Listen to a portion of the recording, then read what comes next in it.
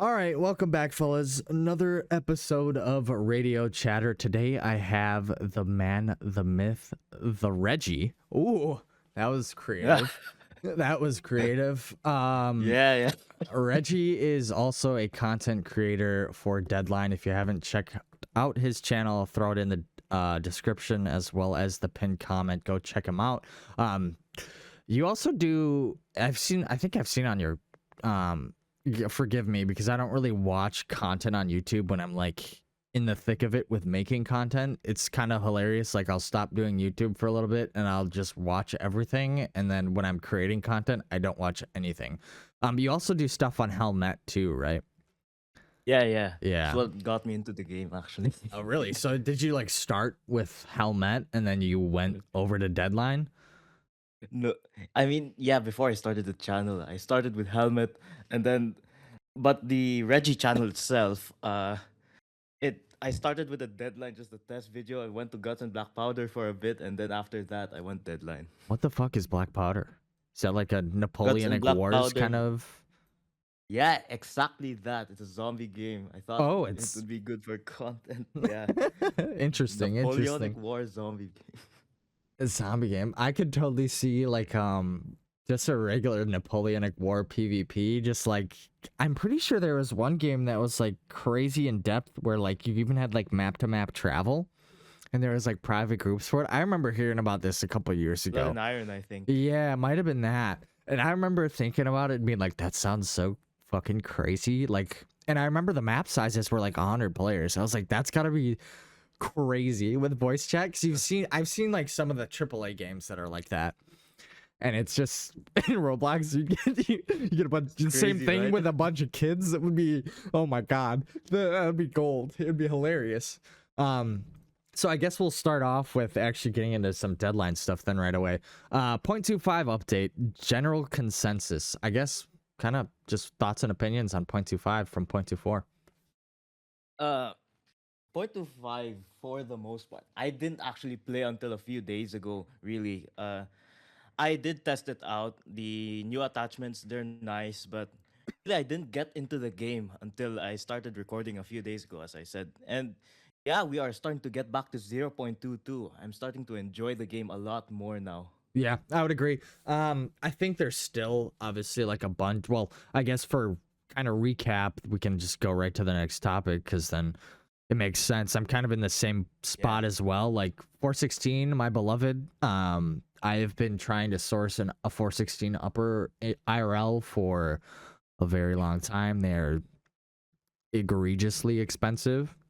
So I'll put it in context. Like the uppers that I buy, so I generally get more expensive ones. There's kind of different barrel material and stuff you can make them like right. So I generally go for what's called cold hammer forging on barrel. Yeah. It basically right takes CHF, yeah, it makes palladium steel just way more better. If I can get chrome lined, if it's like a 10.5 or an 11.5 or like a short barreled gun, I'll generally go for chrome line just because corrosion resistance and water shit. The Midwest rains a ton. I shoot in the rain quite a bit. So I generally will spend like 800 to like 1500 on an upper. HK 416 uppers 3500, and that's if you can find them. So it's like that's the last prices I saw, and I was like, nah. So I'm actually thinking there's a company in the US called Brunel's that makes a repro of it. That is, yeah. They sell one that's chrome lined, so I'm probably gonna pick that up next. But I don't know, dude. I've been spending way too much money on that shit. So, yeah. Dude, it's insane. All right, so to kind of recap, getting back into it as we go off on a tangent again, this one was my fault. For those of you that don't know, there was a DMCA that was submitted by Glock to Recoil Studios. Actually, it might have even been submitted directly to Roblox, depending on how the legality of hosting works with them, which I don't know. I don't care. Essentially, what that did is they had to remove a bunch of the trademarks from the game, so like logos, stuff like that, naming schematics, so they couldn't actually have Glock in the game or Glock copyrighted materials. So trademarks, logos, whatever it may be. So the devs decided, so that it doesn't happen again, that they just remove everything that was trademarked. So what this did is a bunch of models had to be remodeled, retextured, and redone. It set the game back probably about, if I had to guess, I talked to the devs a little bit. They kind of said it was roughly a year. I think it's more like a year and a half, because Yeah. the Yeah, amount, more like 1.5, 2 years. yeah, because like not only that, if it did, like, let's say technically set them back a year, the amount of like drive and motive, that would crush me. That would crush me. Like, massive props for them to continue to just like take it by the balls and just continuously work and get everything back to kind of where it is ish. Like, oh gosh, stuff like that, and especially in the AAA gaming space, has absolutely crushed games. And we're talking games that have budgets of millions of dollars. Yeah, like with COD, like they can't really make actual guns anymore. They have to Yep. make the Frankenstein stuff, like the HKs in the Modern Warfare 2. Right. And it's just it's hilarious because, like, to me, if I owned a gun company, which actually might come to fruition within the next 2 years, side note, I would want my gun or a series of a rifle or handgun that I make to be in a game. Dude, free Isn't that what marketing, Chris did right? with the Vector. Yep. Yeah, yeah. And honestly, one of the shittiest guns ever made, especially when it comes to subguns. It is horrible to use.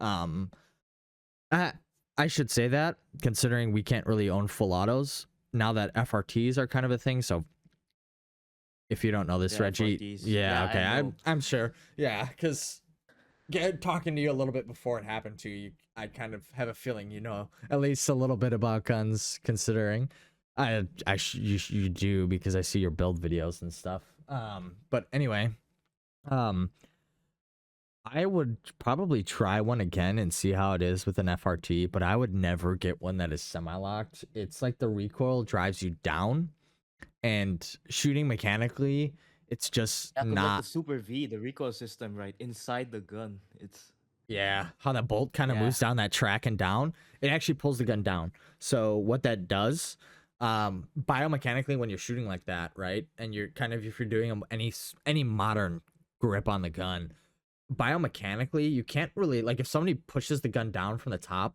from the, like, your muzzle end, you're not beating that. You're just not. You can't do it, because yeah, it's like you're relying on like your like weaker forearm muscles pretty much, and you're just not gonna beat it. So it's like it's really actually difficult. Like, you're just from 7 to 10 yards, especially if it's a 45, you're just like literally just shooting people in the dick all the time. Like, your recoil just goes straight down. By the time you're 10 rounds in, it's like it's pointless. You're just like, not actually, it's kind of a good thing, because like you're negating armor and you're hitting a pelvic girdle, which is for ballistics and just like damage and stopping people. And hitting them in the pelvic girdle is great, because it's just like the blood loss from that region's ridiculous. yeah, But um it's awful. So we did yeah. actually see too, they Yeah. teased a PKM. Thoughts and opinions? Yeah, I think the PKM would actually be a good addition. Like, really, I know with the player base how it is. They're probably gonna screw it over. They're gonna make the devs think this was a huge mistake, like with the RPGs sometimes. I, But like I'm the terrified. I'm terrified. Like, I could so here's kind of my opinion on it, right? For this thing to actually even work in the game, you're looking at like 6.5 weight. Because in yeah, reality, the PKM is an HMG. It doesn't classify as an LMG. LMGs, I'd be like, cool, like single man operated, great, fine. PKMs in real life, they're designed to be yeah, they're 2-man, right? 2-man system, right? It's kind of like an M60 or an M240. Really the counterpart of it from halfway across the world. Is the Or M240? no, is the PKM to like the M240. Oh, That's yeah, what I yeah. was saying, because you got what, 308 or 30 odd Yeah, 6, 308. depending on the variant. Um, and 760 Ooh, by 54R. So I wouldn't say necessarily counterpart. Then you're looking at more like an H car or something along Yeah, those H car lines. like is the H car the bar Repro? Yeah. hmm Yeah, yeah. Yeah, it'd be more Okay. like that, but there's versions of the H car that you can get now, if I'm not mistaken, that have like quick barrel swaps and stuff, so you can just jam boxes on the bottom of it. You have to do a bunch of like modding and Bubba shit, but you can run them. I'd be more keen to see like a 249 added Yeah, because same right, actually. I was thinking a 249, like something of that caliber, not in the one shot calibers like in yeah. Deadline. I mean, the PKM is going to be like, even if it is 6 weight and has like 10 ergonomics, it's still going to be great because all you got to do, I mean, it makes sense, right? It's going to be an area denial gun. It's going to be one where you sit there. Let's say they have bipods working by that point, or if bipods are actually going to be working, who the hell knows? Um, it is terrifying because that thing's going to shred. Like those cement walls, that shit's gonna go straight through. Especially with how like ballistics works in Deadline, it's gonna be like I can just see like, oh, there's people that are capturing A. There's a wall in between them. Too bad 7.62 by 54R AP rounds don't give a shit about that wall. It's gonna be like Yeah. it's just gonna be insane. But I mean, like to an extent though, LMGs kind of already exist.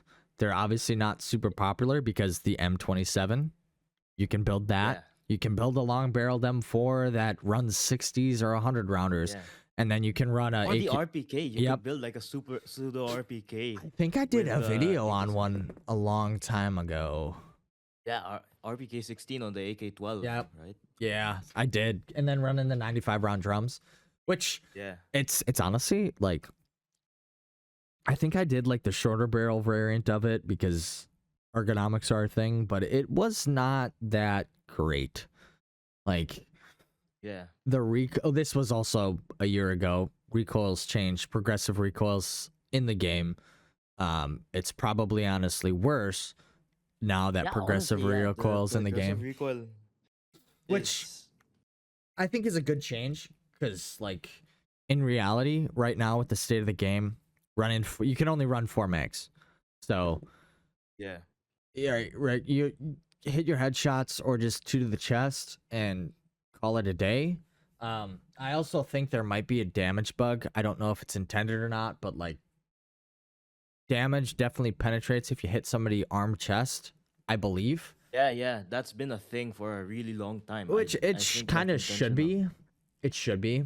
Um, for kind of reasons in the future, right? So Recoil Group got that hired a second programmer. For those of you that don't all know, so hopefully we'll see kind of UI changes. Hopefully we just see the gun editor improved, menu stuff, etc., etc. And also that hopefully coincides with features coming faster. They also did kind of change the update cycle. They kind of changed them into smaller updates, which is good because they kind of right. I remember. Yeah. Oh god, what did the game peak at like a day? It used to always hit like 3K, Yeah. somewhere in there, 3 Like to 5K. 0.21, 0. No, not 0.21, 0.2, 3? 0.19. Yeah. I want to say 0.23 to 0.24 is kind of when we saw the player count dip, if you will. So hopefully that also helps you out with some optimization improvements, because if they have another person Yeah. tackling some other stuff, bug fixes. As soon as that second programmer got hired, like I think a week or two later, they already dropped bug fixes, which is great. And The then disappearing weapons. yeah, right. Well, there's plenty of them. They still have that grenade issue and a bunch of stuff that's just kind of a little wonky right now. It obviously doesn't inhibit gameplay at all, but it could definitely be affecting a performance with a bunch of like grenade models flying around the map with physics and stuff. But also they teased the weapon presets, which I think is kind of, I don't know if you saw it in the Recoil Group Discord. They basically made it so you can like purchase UMP, like you buy a UMP, you get it in 45, and then you can purchase the 9mm conversion. And I think they teased like a UMP 69, I think, just for the memes. But I don't really care about that because it's Yeah. like you just change a barrel and a bolt. If the bolt needs to be changed and you call it a day, it's like okay, yeah, like right, or you change Yeah. a lower or whatever, depending on the Not really that platform. important. Yeah, it really isn't. I mean, I kind of, I mean, when it comes to like variance per caliber, I actually really like that idea. I will always run 9mm over 45, just because 45 is super slow. Yeah, it smacks hard. You're gonna get more recoil, but I'm kind of more. People know me as kind of like running those short barreled ARs, running them in semi-auto, and just kind of burning it down. Um, I think it'd be kind of interesting to see that go to like 300 blackout and stuff like that, where we're getting Mm. actual subsonics and subsonics working as actually intended, right? So Yeah. super quiet. Instead of just being like the no recoil thing, right? Yeah. So if we get subs, well, and the shitty ballistics now because they changed how ballistic works, like last patch. I don't know if you're aware of that. Like Yeah. I was doing that P320 video and I was going off of my like, so I set up a P320 with subs because I was like, I want this thing to have no recoil. I want to be able to spam it close range and have decent ergo. And I realized at like 50 yards, the bullet drop was just ridiculous. Yeah.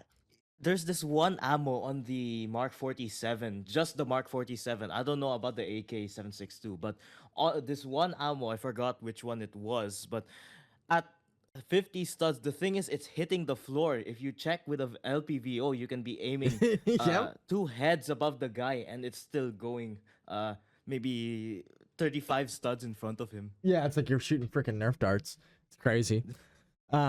Which I mean, it's a little exaggerated, so I think they just haven't kind of ironed it out because they made ballistics kind of a little bit more realistic when it comes to like feet per second or rounds. Like I will say everything was shooting a little bit hot. Like you were getting the equivalent in Roblox is one stud is about a foot. You were getting like 2,600 feet per second out of a 5.56 10.5 inch barrel, which is just like no. Insane. No, that doesn't happen. Right? Like you're looking even with like super spicy Bubba like hot hand loads, like you're maybe pushing 2,200 at best, and you're like at the bleeding edge of where your gun's gonna fucking blow up from the pressure. So it's like I don't know. It was a good change, but I don't think they kind of fully dialed in yet. yeah, because they have the what's it called, the velocity decrease over X amount of, I think, per 1,000 studs, and like some of the rounds are like 80%, which is ridiculous. It's insane, Yeah. dude. It's insane. Like yeah, I mean, realistically, if you throw any 5.56 and a 10.5 inch gun in the game, you can pretty much hit anything, or you should be able to.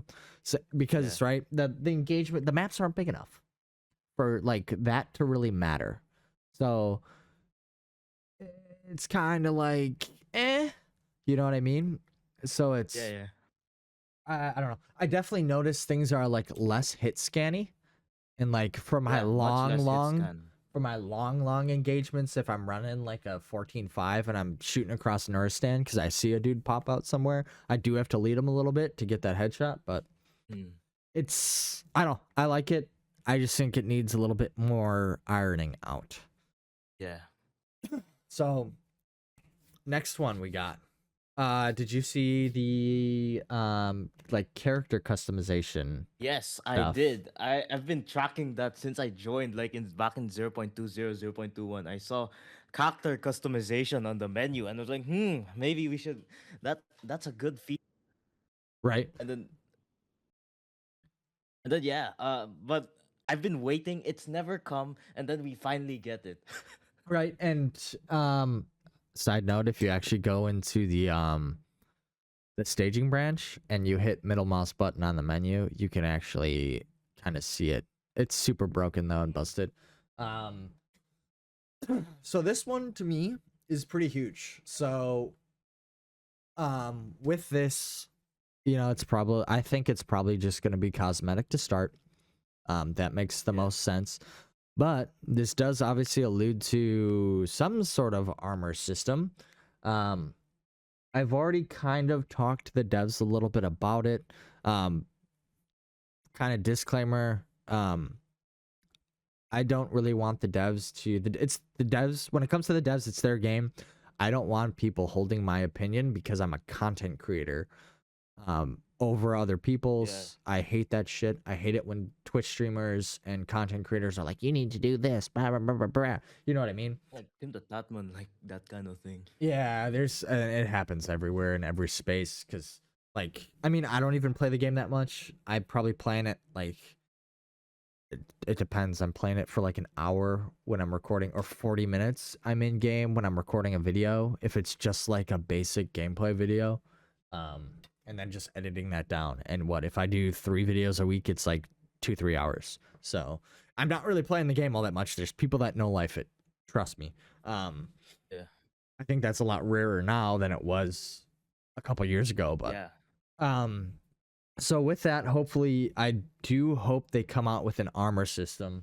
I think it's gonna change the game. It's gonna make TTK a little bit longer. It's gonna make semi-automatic and like actual shot placement more important. Yeah. It's going to be kind of scary initially because it's all going to depend on the hitboxes. So Yeah, like with Tarkov. Yeah, before like Tarkov came out with the face hitbox, and the armor hitboxes were like just way too big, and everybody was taking like, that was when like Fort and P.A.K.A. armor. So it was like, what, in the game they have level 1 through level 6 armor, and it's kind of scaled up to like make it more playable. Like all the sweats were running like slicks and hex grids. Oh, it was before that, dude. So this was like only when P.A.K.A. and Fort armor existed in the game. Oh. So like you had good ammo, you'd shred people with P.A.K.A. And then if you went up to somebody with like BP, like 545 BP, and they were in Fort, you were just screwed. You could put like a whole mag and a half into their body, and they wouldn't do anything. Yeah, they'd be like, "Hey man, what's up?" And it's like, "What?" They'd be voice lining at you, and you're just like, "Come on." So with that being said, I think it's gonna be super interesting. I think it's gonna add a whole new dynamic to the game. I really hope character customization gets to the point of where, like, what is it? BRM5 is at.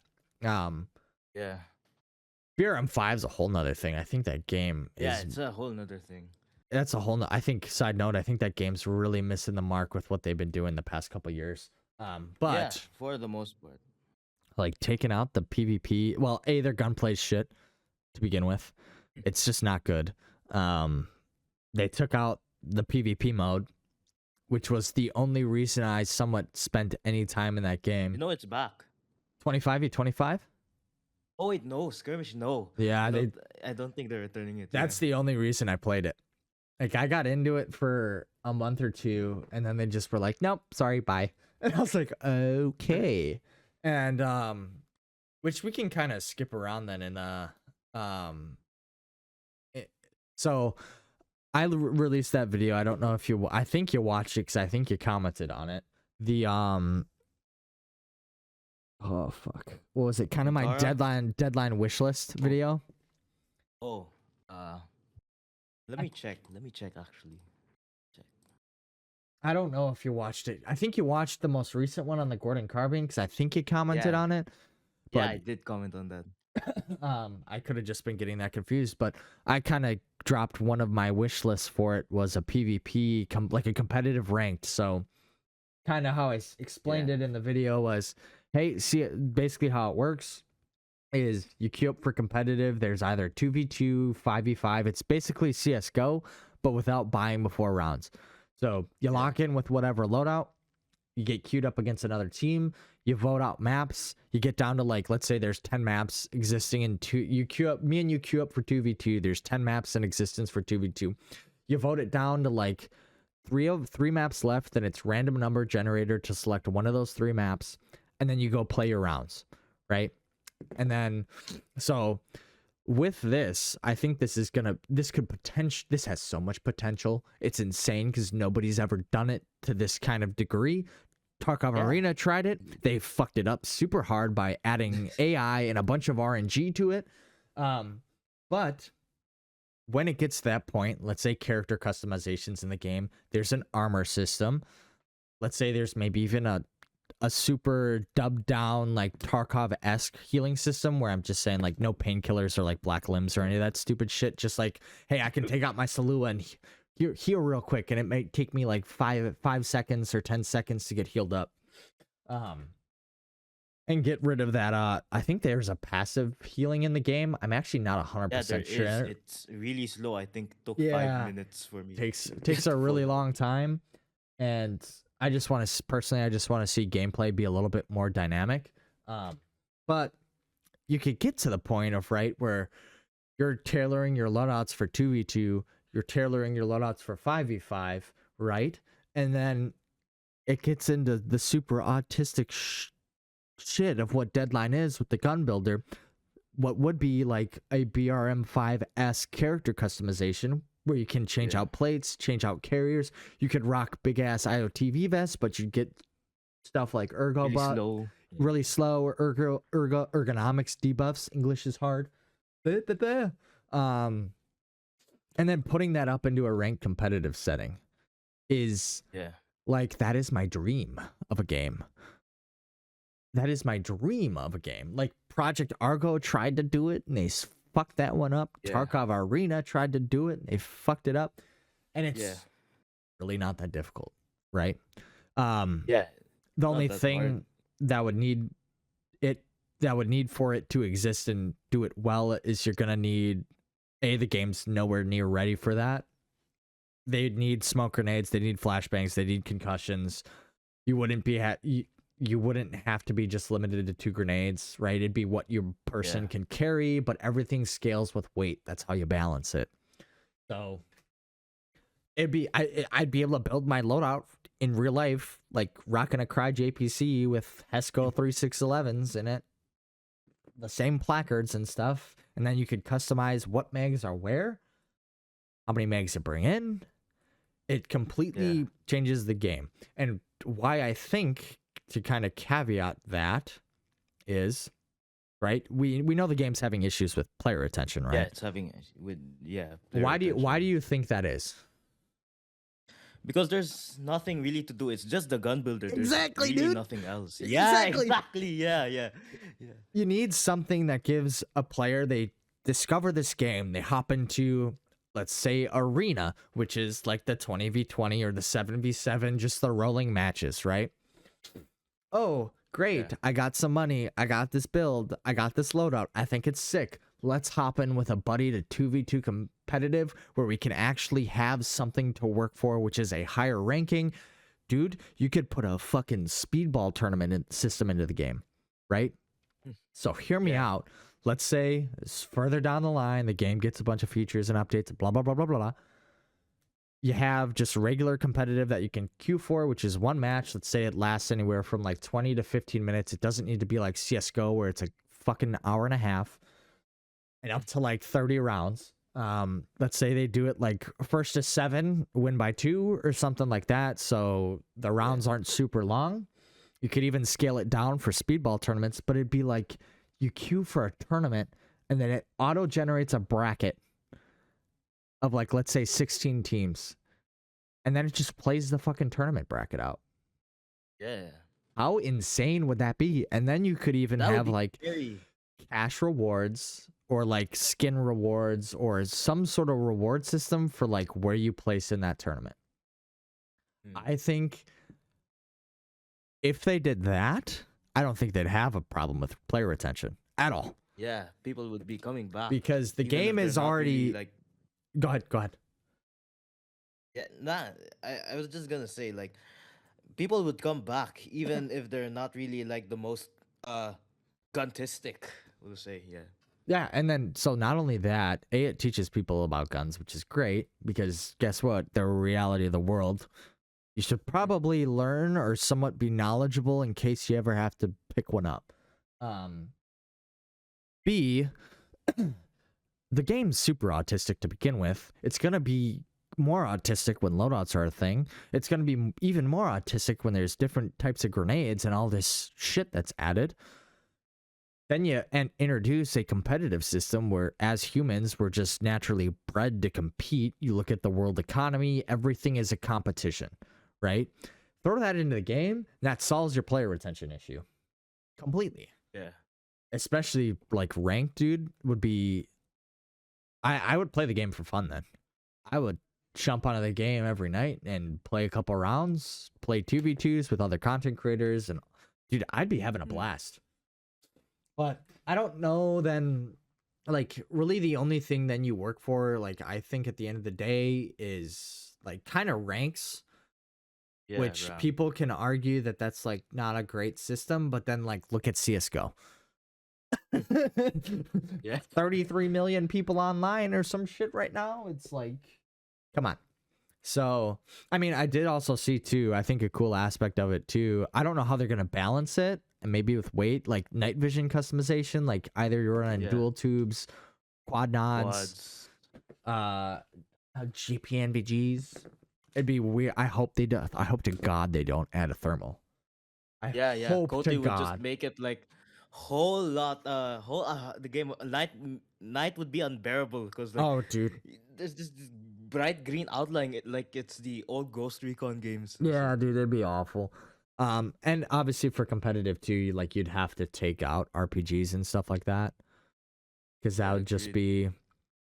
be a little bit too cancer. It'd just be, as soon as you hear something, you just throw a fucking heat head over yonder.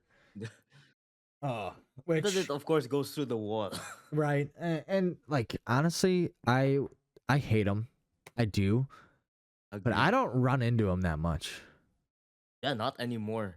Actually, that's not true. Well, they get bad on the old claustrophobic map. What is it, V3? Um, because there's no like really great, like that map's just like 3 lanes. That's it. It gets pretty bad on that map sometimes. If like one dude pops out with an RPG and starts using it, all of a sudden 3 people on the other team pop out with RPGs, and it's just like, oh no, oh no. Yeah, and then it just turns into a whole nother arms race Yeah, on that map. it's Usually, like I really like that map because yeah, it's pretty simple, but there's so much you can do with it if you stick to conventional weaponry. But the moment that someone brings out explosives, then the whole match is just over. yeah, pretty much. And there's like nothing. There's like the maps aren't big enough where you can really do much to counter them, unless like you have more utility, you have more grenades, you have more flashbangs like that. And still, Yeah. in a lot of those situations with how claustrophobic is, you have to expose yourself because there's no really like there's like kind of the second level of it by the T side spawn. Yeah. But like you're fighting that, you really can't, because you have to expose yourself pretty much to get a flashbang over. Yeah, yeah. If they're actually far away, you have to expose yourself to get a flashbang over there or a grenade or whatever. So you're And just then they kind of can just screwed, send the warhead at you. right? It doesn't matter. Even if they can't see, they can just kind of send one in a general direction. And if you're close enough, yeah, it doesn't matter. You're dead. So, I guess for me to ask, when you picked up the game, what was it, like a couple days ago? You said, Yeah. um, what were you running? Have you ran SMGs yet? Uh, yeah. I ran the UMP. It was okay. Okay, I like the UMP a bit, but it's not really my thing. I like the ARs Yeah, much more. they're a lot more versatile, dude. I've been running, Yeah. honestly. I hopped on the game for like 40 minutes today and played like 2 or 3 rounds. I was running an AR9, and I was putting in work with it. Like just a little 5.5 inch barrel suppressed, like integral suppressed with a handguard covering the can. Mm. It was fun. I think SMGs are like, if you're aggressive, I think they're kind of the meta again. Yeah. SMGs don't have progressive recoil, if you didn't know that. So, dude, they're so good. They're disgusting. Yeah. They're I disgusting. can get why they're good, but really, You get screwed at range I've though. yeah, You gotta really, because what, at range you're doing like, especially with 9 mil at like 150, 200 and studs. damage. Yeah, you're doing like 20 damage to the body. You just have to hit headshots. You just have Yeah. to, which is kind of works. Like if you have decent aim and you kind of know what your gun's doing, like you can kind of quick peek and like just send off like 3 or 4 rounds. Dude, it was working really well for me Yeah. today. And like, but like any aggressive player, dude, that runs them, it's like they're just so good. Yeah, agreed. Like Desu, what Desu's been doing. You know, in he's a mod, right? Yeah, yes. In the Yeah, Discord server, yeah. yeah. And for a while now, he's been running like this AR9. Like not right now, it's an AR9, but before it was a PP19, and yeah, he's able to do work with it. Get a lot of work Yeah, I done. think I I think he saw has he had some like games where he was going like 30-2 and shit. But 37 and 6. well, that's not bad. Cause like I would say I probably average, like if I'm just like playing aggressive and not really caring, like, and not really trying, it's like 4 or 5 KD easy. Like, but if I'm Yeah, like actually trying and like really kind of like really changing in my positions and not, as soon as I like wipe a small portion of the map, like setting up in a different spot, um, I can pull like 9, 10 KD, and then I'm like, I just run out of rounds. That's the main issue with them. Like, and ammo resupplies are just broken as shit, as we know. yeah. Just I mean, I unfortunate. have a skill issue, so I can never really average above maybe 3 or 4. But Oh yeah, you can. You if you just play the game a lot, you can. yeah, And like it's small nuanced stuff that like you need to learn. Like I'm always checking my map a ton, seeing where my teammates are at, because you can obviously see, hey, if there's 3 of my teammates in this spot, there's probably no enemies here, so the dead space is yeah, probably where my threats are going to be from. There's just like small nuanced stuff that you pick up over time, that especially like I struggled a lot, dude. I was only pulling like 2 or 3s when I started playing the game again, and I was like, what the fuck is going on? I used to be able to walk into lobbies and just like 10 KDs like every game. And I was like, hey, I think the player base has gotten a little bit better. yeah. Agreed. Especially within the past 2 years. It's like with a lot of the other like AKs being relevant, getting more attachments Yeah, now, or being more relevant. I just don't see the point of running them when ARs exist. Um, the player base has 1,000% gotten at least a little better. bit more skilled. I've noticed it. It's especially when I came back. I was like, "Holy shit, what is Yeah, going on? same. I'm getting wrecked. What the fuck?" Like, Like at one point, there was this one guy with a file running around. He was with that Australian file with the 30-round mag. He was just going to town. He would uh, I think he would like go into a room, and then every time 3 dots just disappeared from my. yeah, I mean, it's also state of 308. Like, in my Yeah, to be opinion, fair, it's a 308, but that'll change if armor's gonna be a thing. Like, yeah, I mean, I think what's gonna be the meta when armor becomes a thing, like you're running, like let's say if they actually scale it to like IRL plate levels, you got level 1, 2, 3, and 4 really. Obviously the yeah, pluses in there too, so realistically level yeah, 1, 2, 2 plus, 3, 3 plus, and 4. Um, I think the meta is gonna be like running a small plate carrier, like a JPC or something that has small plates, just front and back plates, and running level 4s, because you're gonna get the yeah, protection from 308. You're gonna get the mobility. You're probably not gonna get that much ergonomics debuff, if ergonomics debuff are gonna be a thing when it comes to armor, which it should be. Yeah. But I think that's gonna be kind of what people are gonna be gravitating towards. Cause like I'm gonna be honest, dude. Probably running like a big ass IOTV vest with like level 2+ armor in the soft spots and big Heavy ass. as yeah. It's gonna be one chunky boy. Which I mean, I'm sure there's gonna be some loadouts where it's gonna be like some dudes are gonna run MP5s with that. Like I could Yeah. totally see it as long as like you don't have well, it'd be interesting. It'd be interesting, but that customization would absolutely like save lives too with Yeah. ammo. Oh my. Oh my. Um had that on there. So, Yeah. thoughts on this? Custom and converging zeros. Or either or. Uh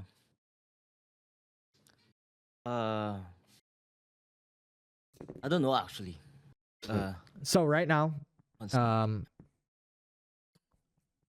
Yeah. your guns don't hit where your dot is actually at, Yeah. right? So, Yeah, cuz height over bore. yep. And there's no converging zero like what you actually do in real life. Oh, you mean that? Yeah. Yeah. Converging zeros definitely, for sure. Yeah, I just don't know how the fuck they're gonna do it. That's gonna be something that's pretty Yeah. hard to, because in my opinion, right, there shouldn't be a default zero. I think people should be able to customize them. Yeah. How Like the how it was in the older updates. how the where- fuck you do that? I have no idea. Yeah. Like Same, you can same. say like, oh, like pitch the view model a little bit, but then it's gonna look weird as shit, right? Because yeah, Yeah. I don't really know how you. Oh, I don't really know how you're gonna do it. Maybe you model it where there's just like you use what like the Z plane and you just pitch up the reticle up and down. I just don't know how you do it in a game. I don't. Yeah. But I mean, that's how you would get shit like subsonics to work, yeah. right? Because you'd So be that able, or at you'd least be be able to use them at range. at least somewhat more viable. Instead of trying to aim 3.5 feet over somebody's head from 50 feet and drop Nerf darts on them, which would be, it's kind of ridiculous. They're just unusable. They could be usable if you actually model them how they would, like audibly. In real life, yeah. Yes. That's the only way. Which would be sick if we got like an MCX or like even AR-15 300 blackout conversions, because all you got to do is change out a barrel. That's all you got to do. I think that'd be awesome. But I guess then we can get into weapon platforms. What do you want to see? Weapon platforms. What do you want to see? Many. Okay, so first off, uh, this might be not really a great thing to add to the game, but I'd love to see AR-10s and Yep. M14s. I Yeah. actually agree with those two massively. We can actually talk about them quite a bit. Because with the AR-10s, where my eyes go, right? You already have 308. You could introduce 6.5. 6.5 Yeah. Creedmoor. So what that would be is you would see less damage close range. But much higher velocity. Yep. Less damage close yeah. range. 308 probably needs to be changed a little bit and have a little bit more damage drop off for it to be like, well, let's say it gets added to the game like 6.5 Creedmoor does. Yeah. Ballistically, you'd have to probably nerf 308 at range as far as like probably damage drop off and maybe velocity loss to actually kind of like make there be a definitive choice to use the caliber. Yeah. But 6.5 would carry more damage throughout range, obviously, because of the velocity. So like the SAT IP round for the for 5.56, Yep. right? I think it's called Kind Lake of, City yeah. now. I haven't ran it in such a long time, but if it hasn't been changed much, yeah, 100%. Yeah, I'm right there. I would love to build an SR-25. I could give a shit about just like a DPMS or whatever Yeah. pattern AR-10. Because there's a couple different patterns. If I remember, there's DPMS and then there's the Armalite pattern. Just the dimensions Deacons. are just a little different. I think does Seekins have their own proprietary, or is it? I'm I not wanted sure. to Let me check. say it was. Let's Google that shit because now I actually want to know. AR-10s, Armalite. Yeah, it's Or- proprietary. It is? What the The fuck? receiver. Just the upper, I think. Yeah. Yeah, that makes sense. Oh, it's DPMS compatible, so it is more DPMS. It's probably Yeah, yeah. the way the barrels and handguards mount is probably proprietary. But if I remember right, they Yeah. might use Criterions or they might use Criterion barrels, or they make their own. It's one of the two. Which I actually think Criterion's in Wisconsin, or is it? Or am I thinking of? Yeah. Oh my God! What? They literally are like 10 minutes away from where I grew up. Wow. Oh, yeah, yeah. They are in Wisconsin, yeah. They're like, so if you Google it, they're located in Germantown. I grew up like 10 minutes east of their city limits, which is how the fuck did I not know that? 'Cause I thought Ballistic Advantage. Well, I always knew about Ballistic Advantage, which is kind of like Timu Criterion. What the fuck am I thinking of? No, they're in Florida. I'm fucking stupid. What is going on? Oh. What?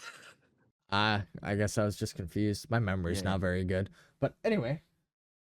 So it gives us 6.5. It would like let's say 6.5 is introduced. It would actually give you Yeah. a little bit of variation within like high calibers. It'd be kind of interesting.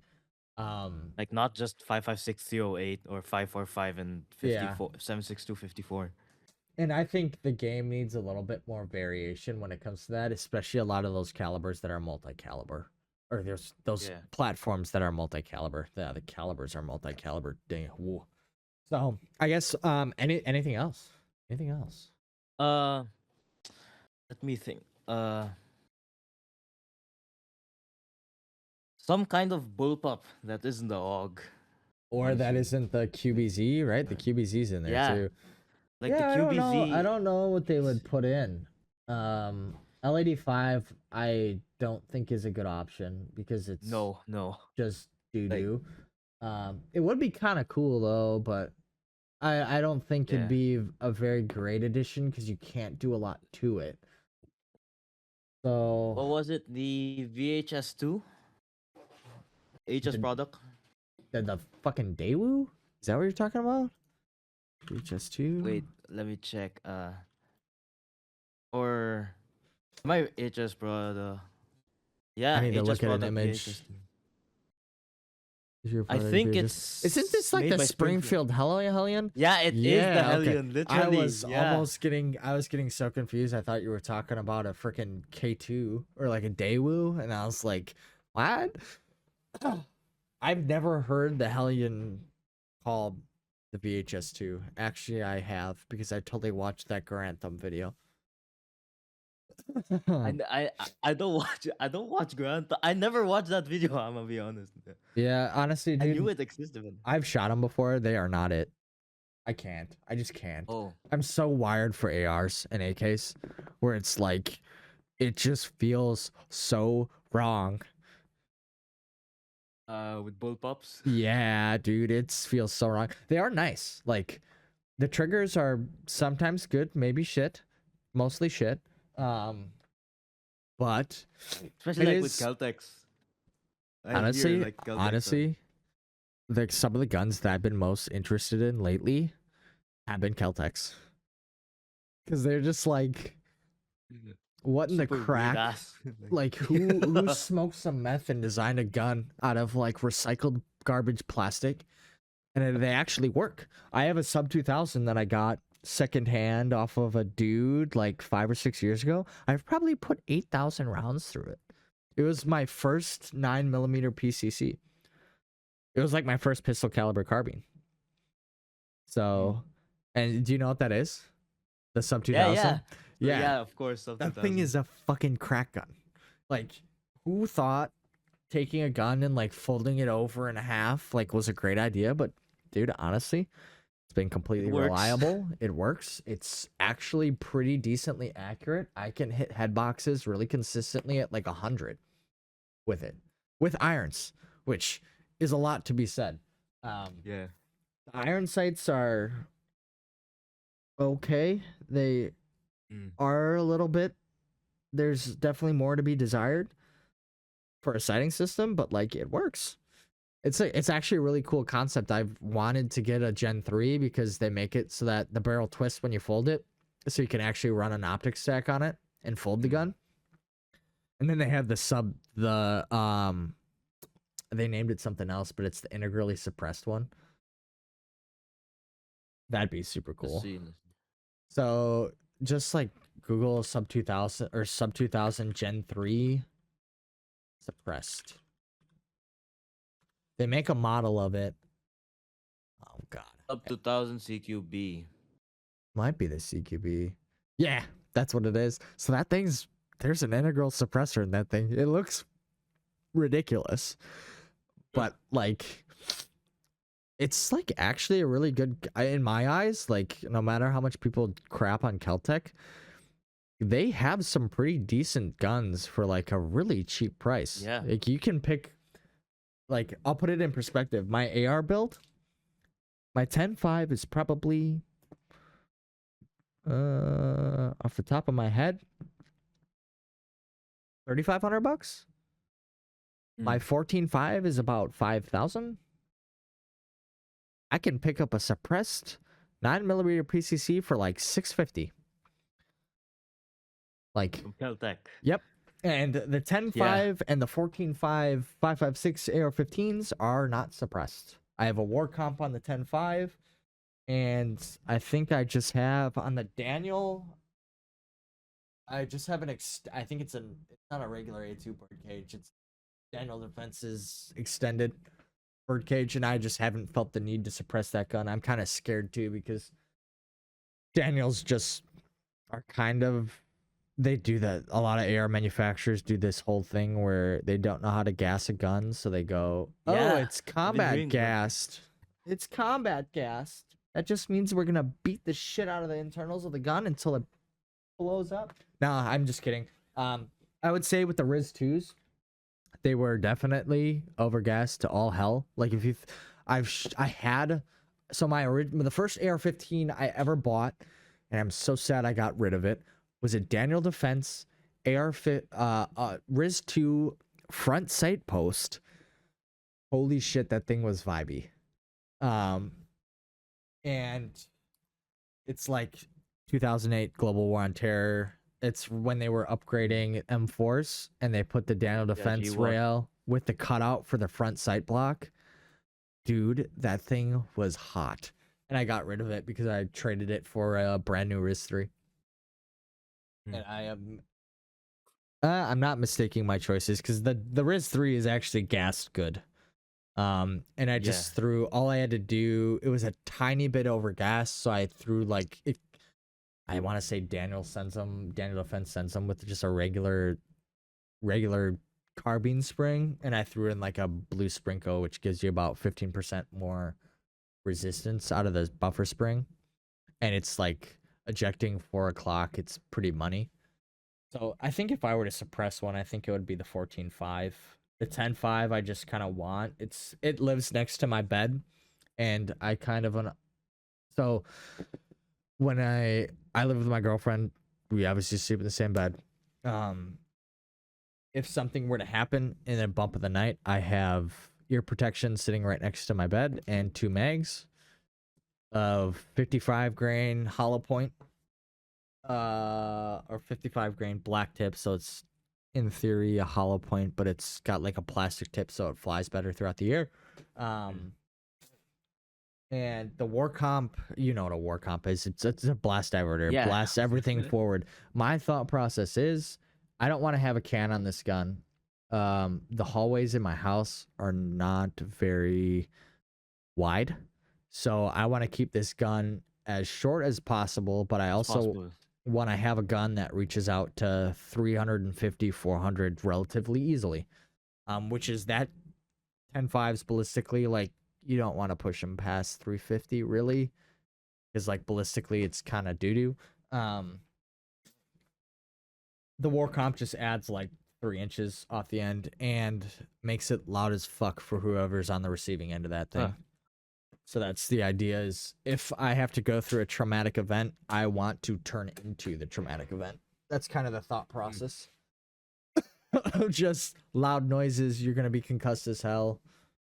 And then hopefully I survive. And if that situation ever happens, hope to God it doesn't. But, actually, side note, you want to hear a story?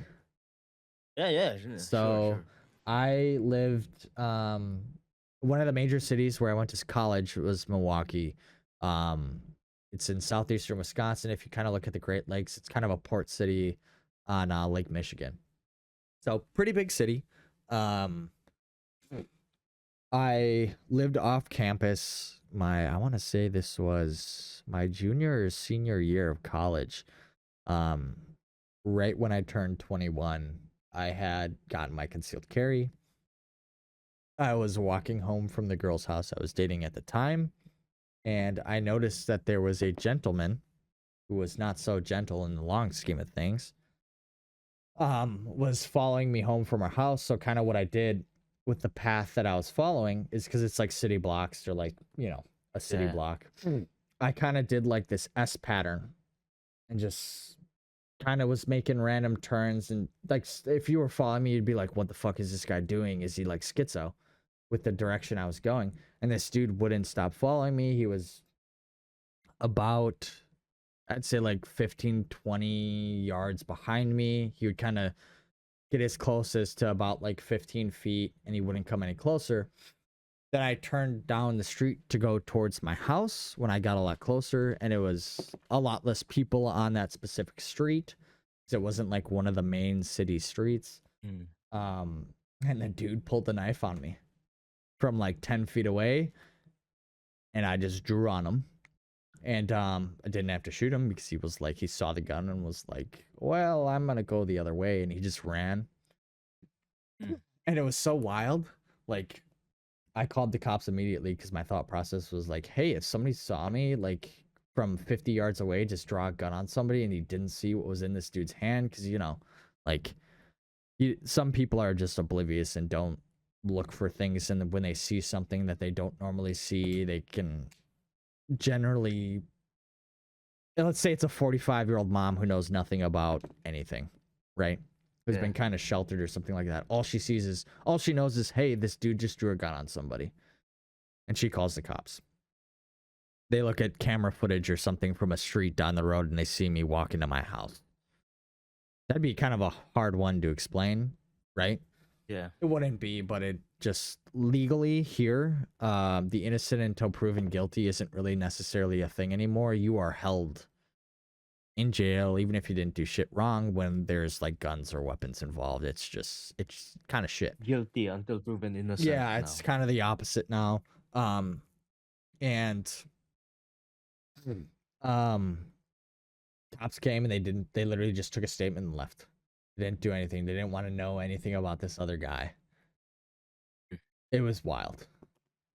But this was also like, oh gosh, this was height of like, we had a bunch of the Black Lives Matter protests and a bunch of stuff going on. That was a lot of racial stuff and stuff against the police, and it was a really weird time. So I think just the cops just were like, hey, both parties ended up being fine. We don't need to pursue this one at all anymore. Because I was like, dude, you need to find this guy and like charge him with like something. Like, I don't know what the charge would be off the top of my head. Maybe like reckless endangerment, something. Whatever it may be, whatever would stick. I mean, it would, in theory, be assault, but potentially, I don't know how that one would stick. Attempted robbery, whatever it may be. Because, like, dude, get this guy off the street. If he's just, like, preying on people. To put it in perspective, I'm not a big dude. I'm about 5'9", 170. So it's like, I'm not tall. I'm kind of thick. not fat, thick, but it's like this guy was huge. He was like 6'3". I was like, if I had to go hand in hand to this guy, just like sheer strength and just size alone, he'd probably fucking kill me. Um, that was a very eye-opening experience for me, and just Yeah. like I would have been fucked if I decided not to carry that day. If things got really bad, he probably just wanted the money in my wallet or whatever. But I was very surprised that the dude, like, and I say knife, we're talking like 8-inch blade. Like, Mm. I would have been fucked. I would have just ran. I would have just been like, bye. But thankfully, here we have these things called stand your ground laws, so you're not forced to retreat. So Yeah. that bullshit. Because there's obviously situations like I don't want to have to shoot anybody.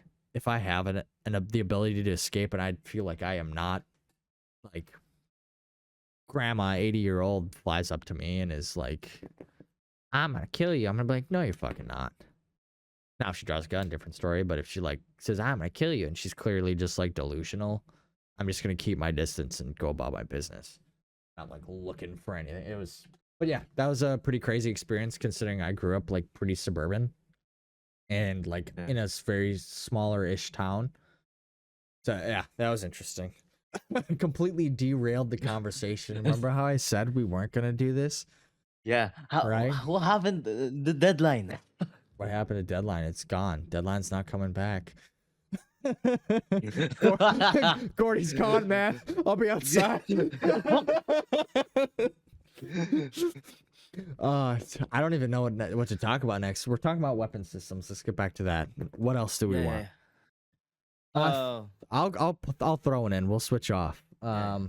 MPX. I would love to see it. Yeah. I mean, not really necessary because Not AR9s necessary, but exist, but it would be kind of cool for the drip. Um, yeah. you go. Your turn. Me, maybe Gen 2 MCXs, Yeah. not the key mod ones, not necessarily the key mod ones, but I mean, it's really, better than what we have now, like the spear and the yeah. LT. Like, Yeah, I would agree. I mean, you can do all of them really, because like you can build them on the same receivers, so it doesn't really matter. You just build an MCX receiver set, and then just put all of them in there. Who gives a shit if it's, like, you can put the Rattler barrels in there. You can put the Rattler handguards. You can put the LT handguards or like LT upper. Yeah. Do what they do with AR-15s. Just make different uppers. Because really, you got, in theory, controls wise, like the Gen 2, Gen 3, there really hasn't been a difference in lower controls. Just make different uppers. Gen 2, Gen 3 yeah, upper. And then you can make like the old school Elvas and shit. That's when I think the MCX was peak. Was when they came yeah, out with but the I'm not Elva. really too keen on like, yeah, the Elva, yeah, the Elva in That was 300, right? Gen 1. That was Yeah, Gen 1. I think that was Gen 1 receiver sets that they built that on. yeah, that is my favorite MCX Dude, actually, that the thing is Elva. Yeah, drippy. It looks so cool. I would do pretty terrible things to own one of those. Um yeah, next thing. What do I think should be added? Well, we already said M249, but we'll skip that. We already kind of talked about that. yeah, Hmm. I think bolt actions are irrelevant. I'm not gonna say yeah, any bolt actions. Be kind of cool to have a 5.56 bolt action scout gun though. yeah, maybe, yeah, That would be kind of cool. Really low weight, high ergonomic, just 5.56 bolt action gun. Maybe like a Ruger American or something. yeah, Oh, cowboy guns, bro. Lever gats. That's what they yeah. need. Never got there, never. Yeah. That'd be actually. I don't own In one. what, 30-30 or 45-70? 357, dude. 357 meg. Actually, you could really do anything. You could probably do like 4570 long or 357 or 44 meg. Honestly, you could Yeah, yeah, probably really all it's gonna be is just the tube size. The feeding mech, you just got to swap out. So you could really realistically add one and just add parts for One Caleb. regat and then just change parts. Yeah, and then you probably just see like barrel or damage trade-offs with maybe like weight and ergo. And obviously recoil, but recoil is not going to matter because it's basically a short action bolt gun. Actually. But that'd be pretty cool because you could like definitely like Chris Costa one out and have like a modernized lever gun suppressor and everything. I'd have a lot of fun with that. But Yeah. I don't think that I mean they'd be viable in 44. Yeah. They'd be totally viable. Or 4570, 4570. Oh, that'd be fucking scary getting shot at by one of those. That'd be really terrifying. That round is just like fast as fucking a lot of mass. Yeah. I mean, as we all know, the casing is massive. The bullet is Yeah. massive. What do you expect? Oh, I had this thought. They need to add the old school Surefire Weaver mount. Oh yes. The Weaver. Yeah. So like making your Car 15s or your Gordon carbines, you have to put that like front sight post tri-rail on there. Is like the closest thing that you can use. They need to add. Do you know what those look like? Yeah, I do. Yeah, they clip on. You have to to get them to fit. You have to actually shave them down a little bit to get them on there. I have a Car 15, so it's I think I might have even posted it in the Discord at some point. I'll send it if I can find it while we're talking. I'll send it to you. God, where was it? I shut off the 22. I shut off the P320 that I was oh so devastated about. Yeah, side note, I thought it was hilarious that they added the P320. It was like kind of like a fuck you to Glock. I thought it was hilarious. Because like, right? Even with all the like, I don't know. I just thought it was so funny. They're like, Glock DMCA'd us. We're gonna go with the opposite type handgun in the industry. Sig. Main competitor. I just thought it was like, I thought it was so hilarious. Where the fuck is this?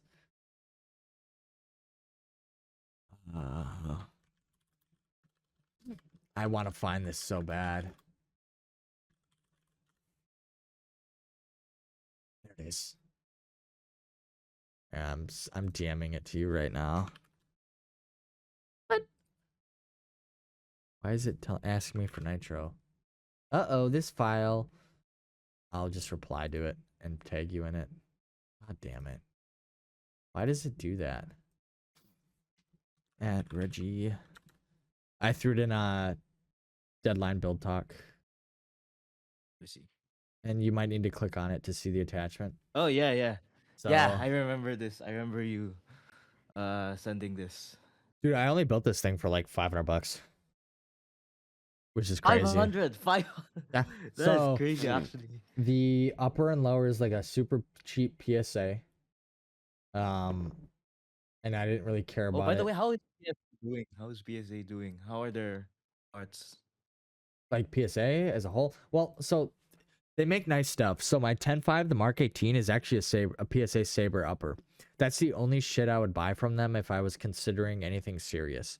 Because you get the FN Colt Hammer Forged Barrel, and I think it's either I want to say it's a micro best BCG. So in America for AR-15 bolts, there's really like, unless the company's making their own bolts, there's really only one or two manufacturers that like OEM everybody's bolts. And that's going to be Microbest and Toolcraft. And those are kind of like everything you would want out of a bolt in an AR.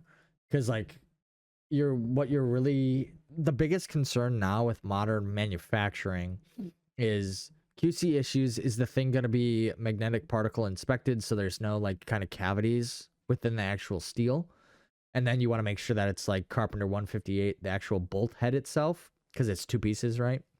The bolt head where the lugs lock into the chamber, you want that to be Carpenter 158, and then you kind of want the carrier to be like 8620, which is a tiny bit softer because it's reciprocating in there. Um, and like at a 10.5, like you're looking at 20K rounds before you blow a bolt, probably. And I've seen when I was working in the industry, I put Mark 18s up to like 30,000 rounds from like Daniel and stuff, and the bolts were fine, Mm. which is crazy. But that's kind of what I would say, like for the ARs. Um, so recently, SHOT Show happened. So do you know what SHOT Show is? Yeah, of course. Yeah, Shot okay. show. Yeah, I just American shit. You might not know about it. They scrapped. So they were gonna come out with a competitor to kind of like the TP9 or the MP9. This civilian version of the MP9 is the TP9 from BNT. Um, they scrapped it, and they were gonna. I was like literally waiting for this thing for like a year and a half, and And then it's just gone. and they were just like, nope, we're gonna come out with this AXR series, this modular platform. So basically, what they're doing is it's like it's kind of funny though. This thing when you look at it looks exactly like a P320. Like it's got the magwell of a P320. It's got like the grip angle of a P320. They're coming out with two models, one that takes Glock mags, one that takes P320 mags, which is fucking hilarious. No it is way. hilarious. No way. It's so funny, dude. And so they're coming out with that, and then they're coming out with like a P3 or a P320 flux system, which I actually am kind of interested in. Like, I've never really thought about getting, like, I'll put it like, I don't know if I said this. I have a P320 that's an RXP from SIG Custom Works. I posted it on the Discord server, so you've probably seen it. Yeah. $2,200 handgun, base price. I can't shoot it. It's not safe with all the P320 shit. I tested mine, and if I have I take up all the spring pressure in the trigger, but I don't break the trigger, it'll and I wiggle the slide, the disconnector sends the striker forward. So that is it's not safe. And I mean, you've probably seen some of the stuff about the P320 with some of them going off. So the issue really, I think, I dived deep into this, like, because I was like, I want to know if this thing's safe or not. I want to show up to competitions when I shoot competitions, and not get fucking flamed or kicked out, and have some reasoning to actually back it up. Because I love the gun. It's actually a really, really good ergonomic gun that's really well thought out. The issue is they tried to put like a P250 into a P320, or was it a P226? Basically, they changed it from hammer fired to striker fired, and they've just fucked up the dimensions when they really should have just designed it from the ground up.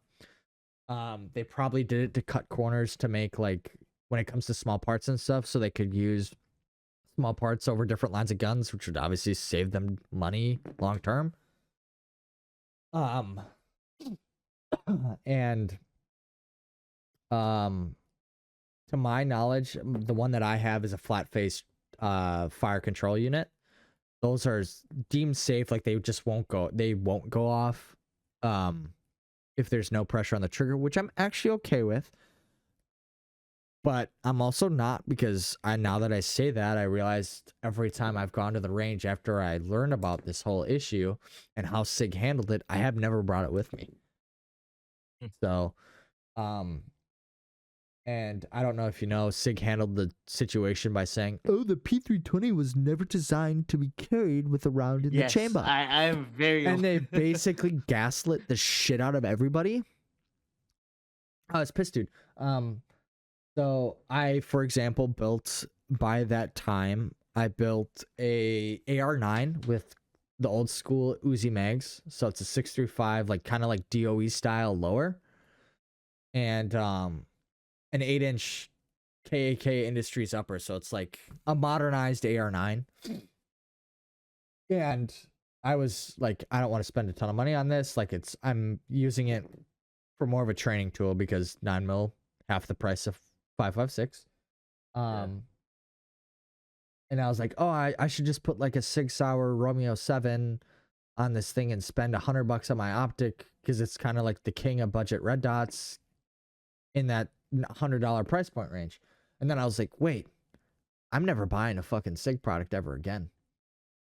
So I ended up just going with a Holosun instead. I'm in the process of building, so I'm going even cheaper and more autistic with it. I'm in the process of building a 22 long rifle AR. That's absolutely hilarious. So if you know anything about paintball, Tippmann. Yes. Tippmann's like probably one of the biggest paintball companies in the world. Yes. They have a division called Tippmann Arms. They make what is considered to be the most reliable AR-15 chambered in 22 long rifle. That, dude, I research because when I spend my money on this shit, I just go full overboard. I research for like a couple weeks, spend like 20 hours research. If I'm spending more than like $1,000 on a build, or I want to do a whole entire build, I'm doing quite a bit of research before I part it out. This thing, I shit you not, has had multiple ranges have reported these uppers going 750,000 rounds. And they're fine. And they're fine. So, Okay. I got the model I got. They make a bunch of different models. I got the Micro Elite. So what this thing looks like, or is it the Micro Compact? Sorry. This thing looks like a discount Sig MCX we have at home. I'll send you the link to it. I can get it. Yeah. I just want to make sure wait. you pull up the right one. Oh, I can see So it. it's got for the end plate where the buffer tube would normally be, because it's all contained like kind of like an AR-18. Because you're just working with 22 LR. I ended up going with a Midwest Industries folder because I didn't want to buy another Sig product, so I got a folding stock on it. Obviously, I SBR'd it to be legal in the US. It's got a 7-inch barrel. It's got a 7-inch barrel, which actually protruding from the upper is 5.5 inches. So it is literally a freaking discount MCX we have at home. It's awesome. I haven't shot it yet because I'm still waiting on parts, but I'm like, it's going to cut my ammo cost from 40 cents a round to 6 cents a round by like 88% or some shit off the top of my head. So it's like huge. And I really want to start getting into filming a lot more range stuff. So it's going to be big W there because, like, I don't know, when I go to the range, dude, I normally burn through 1,000 rounds. Like 9mm, 1,000 rounds is $200. 5.56, it's 400. So it's like, I guess to put it in perspective for you, I can do like a $400 is 1,469 United, or how do you say it? Dirhams? Dirhams, yeah. Dirhams. So that's how much that costs right now at this exact moment in time, to put a reference in like cost. And to put it in perspective, I make from my job roughly about, after taxes, about $3,600 a month. So I have a car payment, house, all that shit. So it adds the fuck up, especially with how volatile the US dollar has been within the past 10 years. 2 months. I wouldn't say 2 months. Like the past 10 years, it's just been retarded. Yeah. But yeah. So another tangent. There we go. What did this start with? Again. This started with MCX. That's what it started with. We went all the way to Tippmann Arms. It came full circle. If you think about it. It did. Well, I thought of MCX we have at home. So MCXs would be based. I want to see them. It's probably one of the guns I want to see the most within the game. I will also mention this because I can't remember if I talked about it. I put that video out with kind of the feature requests and my wish list at a deadline. They said they're probably not going to do realistic subsonics. Or it's not even on there. It's not even on there. They're not even looking at it. So they're probably not going to do it. I can't remember if I mentioned this. We talked about that whole PvP competitive stuff. Yeah. They were actually originally looking at doing a PvE. PvE. Yeah, So like BRM5. that's what I said. I said that to the developers, or I shouldn't say the developers. I talked to just one, and he. Rob. No, I'm not gonna Or say him because I don't want to. I don't want to oh yeah, see but him. then I think people would honestly. I don't want to say I think people would flame him, but I just don't want. I don't want drama or bullshit or anybody to go like, just somebody doing something stupid and just any animosity. I just don't want to even do it. But I mentioned it. He said IDK probably not. We wanted to do PvE instead, and I said, hey, competitive mode would be based. I think it has a lot of replayability than any sort of PvE. Because, yeah, PvE is cool. But, like, dude, I fucking play it once. I never play it again. yeah, same. It's like this. That's the problem with like BRM5, like both modes, like, regardless of if there's PvP.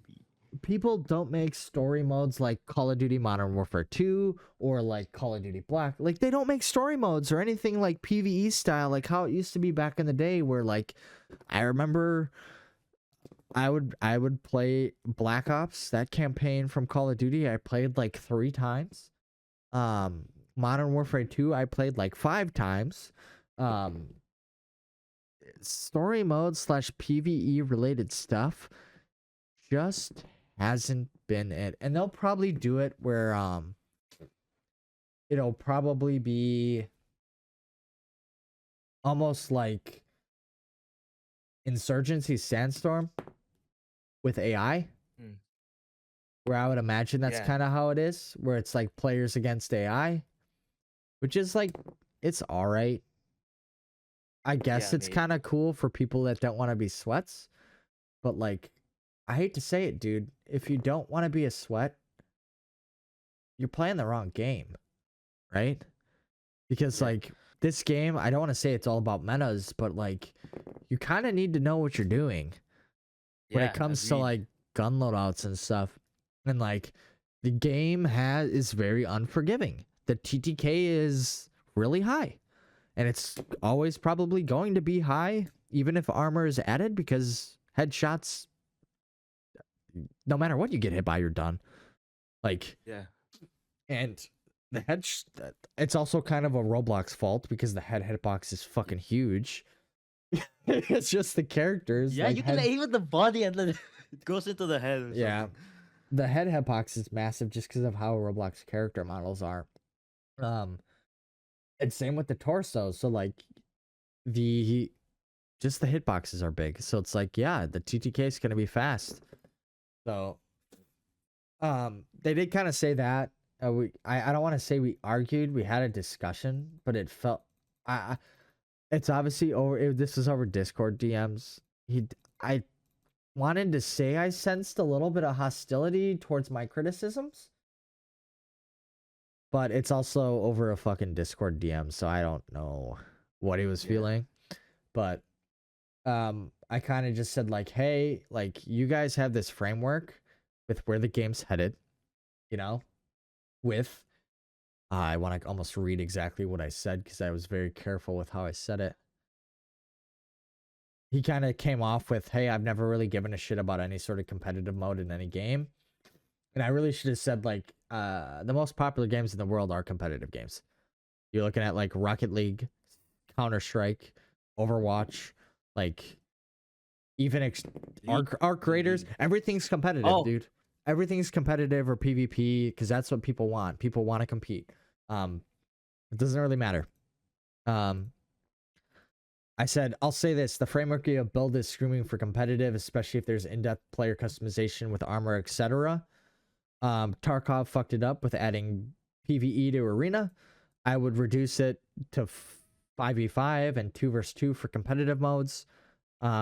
That way it reduces queue times because they were kind of thinking of playing with 7v7 competitive. I think that's a little bit too much because like if you're going to have team chat, like 7v7, 7 people talking at once, like it's just too much for a competitive setting. And I said it would also add a lot of replayability. You have a ranking system. You could also do a speedball tournament mode. Even further down the line, add rewards. You know, like I kind of said too, word for word, this is what I said later down in the chat. Your competition for PvP is going to be BRM5, and it is already established. Yeah. And we saw how the player count went when they took away skirmish. It dropped in half. Yeah. People were waiting for PvP in that game for like large scale PvP forever. A long time. Dude, you know, BRM5 would be sick if it had open world PvP, PvE, first person mode locked, and they increased the gunplay. So basically like gray zone warfare if it wasn't delayed as hell, buggy as hell, and pretty much on Roblox. Yeah. Yep. Because obviously they wouldn't.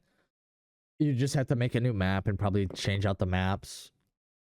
Or like, what is it? Armor Reforger. They have all the game modes for that where it's like over the whole entire map and you capture points and you can spawn at the points and build fobs and shit. Even kind of like that. That'd be super, super fun. I think that'd be crazy. But I don't think I'll ever touch BRM5 again until their gunplay is not garbage. They don't have crosshairs and massive HUDs in my face. Like, for me, HUDs and like having a massive health bar in the bottom right corner, showing all your mags and stuff, and having everything on screen at once just kills it for me. And which sucks. For me. Go ahead. For me, it's not like just it's not just because of immersion, like also just because it ruins the experience, the gameplay itself for me. Like, it's more than immersion. Like having to think about how much health you have and having to count how much is in your mag. It just feels like it makes the gameplay more dynamic. Yeah. Right? It makes you think. Yeah. And that's the problem with games like that. Is like, hey, dude, this is a Milsim game, like with crazy amounts of customizations, and then you just make it arcadey as fuck. Like the dudes that want to play this game that are all about the gear, the guns, the customization, the attachments, you know, all that stuff, they don't want that shit. I do think though the like what was it? They have like the base system or whatever where you can like upgrade and build your own kind of base and stuff. I thought that was kind of unique, but kind of different. But I don't know. That game has always just killed it for me with the gunplay, the HUD, the crosshair. It's like, come on. And I get it. Like the game itself has obviously come a long way because that game's been, I don't know how many years in the making with all the versions of it. 2018, I think. Yeah. But it's like, and then they go for like an extraction zombie shooter, which was not on my 2025 at the time bingo card at all. I was like, when they announced it, I can't remember what I was doing. What? I think I was on a stream playing Deadline like 2 or 3 months ago, and somebody mentioned it to me and was like, hey, BRM5 came out with a zombie survival aspect or game mode. And I literally told them to shut up and stop lying to me because I didn't believe it. And then they're like, no, I'm not kidding. And I was like, what? Like, what? And I looked at it and I was like, I don't normally call developers out of touch, but wholly out of touch. Like, you have this framework Be fair here. to them, that was like the original guy named Platinum 5. That was the original Blackhawk rescue mission. But Really? at the same time, like it kind of feels like Dude, it's not right for this game. no, Yeah. it is not. That game is meant to be like Ghost Recon Wildlands, like first person locked, hardcore, not necessarily hardcore, like I would say like somewhat arcadey, a little bit. Arcadey as playable, but still semi-realistic, like Milsim. It's a freaking Milsim game. What are we doing with zombies here? If I want to go play mill some zombies, I go and play like DayZ or like Arma 3 or like anything else that's already established. You know what I mean? Not that Yeah. everybody can run that though, but it's just like you have this framework here and all this juice. Make the lemonade, right? It's like, Yeah. and I don't know. I think a lot of, I don't want to say that a lot of developers make games for themselves, which is totally cool. Yeah. But like, dude, the potentiality of both BRM5 and Deadline is insane. I personally think PvE will kill Deadline. Yeah. I personally think it will. As much as I like story-driven games, I don't think it's gonna be story driven. I think it's gonna be kind of like do objectives against as you said, AI. insurgency. Yeah. If we're doing that, then I don't know. No, no. Yeah. I don't want to be. That would definitely kill them. I don't know if it'll kill it because there'll still be people that play PvP. I just think they don't. I don't think there's gonna be very many people that play it. I would be very Yeah. surprised. And I don't want to seem like I'm super Debbie Downer. It's just like, dude, the game was built off of PvP framework. People play the game for PvP. I don't think PvE is going to be, I could be entirely wrong, but my thought process goes, hey, if you build a game that's originally PvP and you add a PvE mode, unless like the game's stupid hard, like for some people like Tarkov, and still half the community of Tarkov hates the PvE mode. Like, why would you? It just doesn't. The math ain't mathin' to me at all. Like, it just doesn't make sense to me. Because, Yeah. like, yeah, I guess people might want like a more casual experience for the game, but like, the game's not meant to be Same time. casual, right? Like, Yeah. that's where I kind of go. Like, you have all these IRL stuff, like every single aim You point have stuff object. that's meant to make the game more difficult, but at the same time, you're gonna make it easier for. Yeah, I don't know.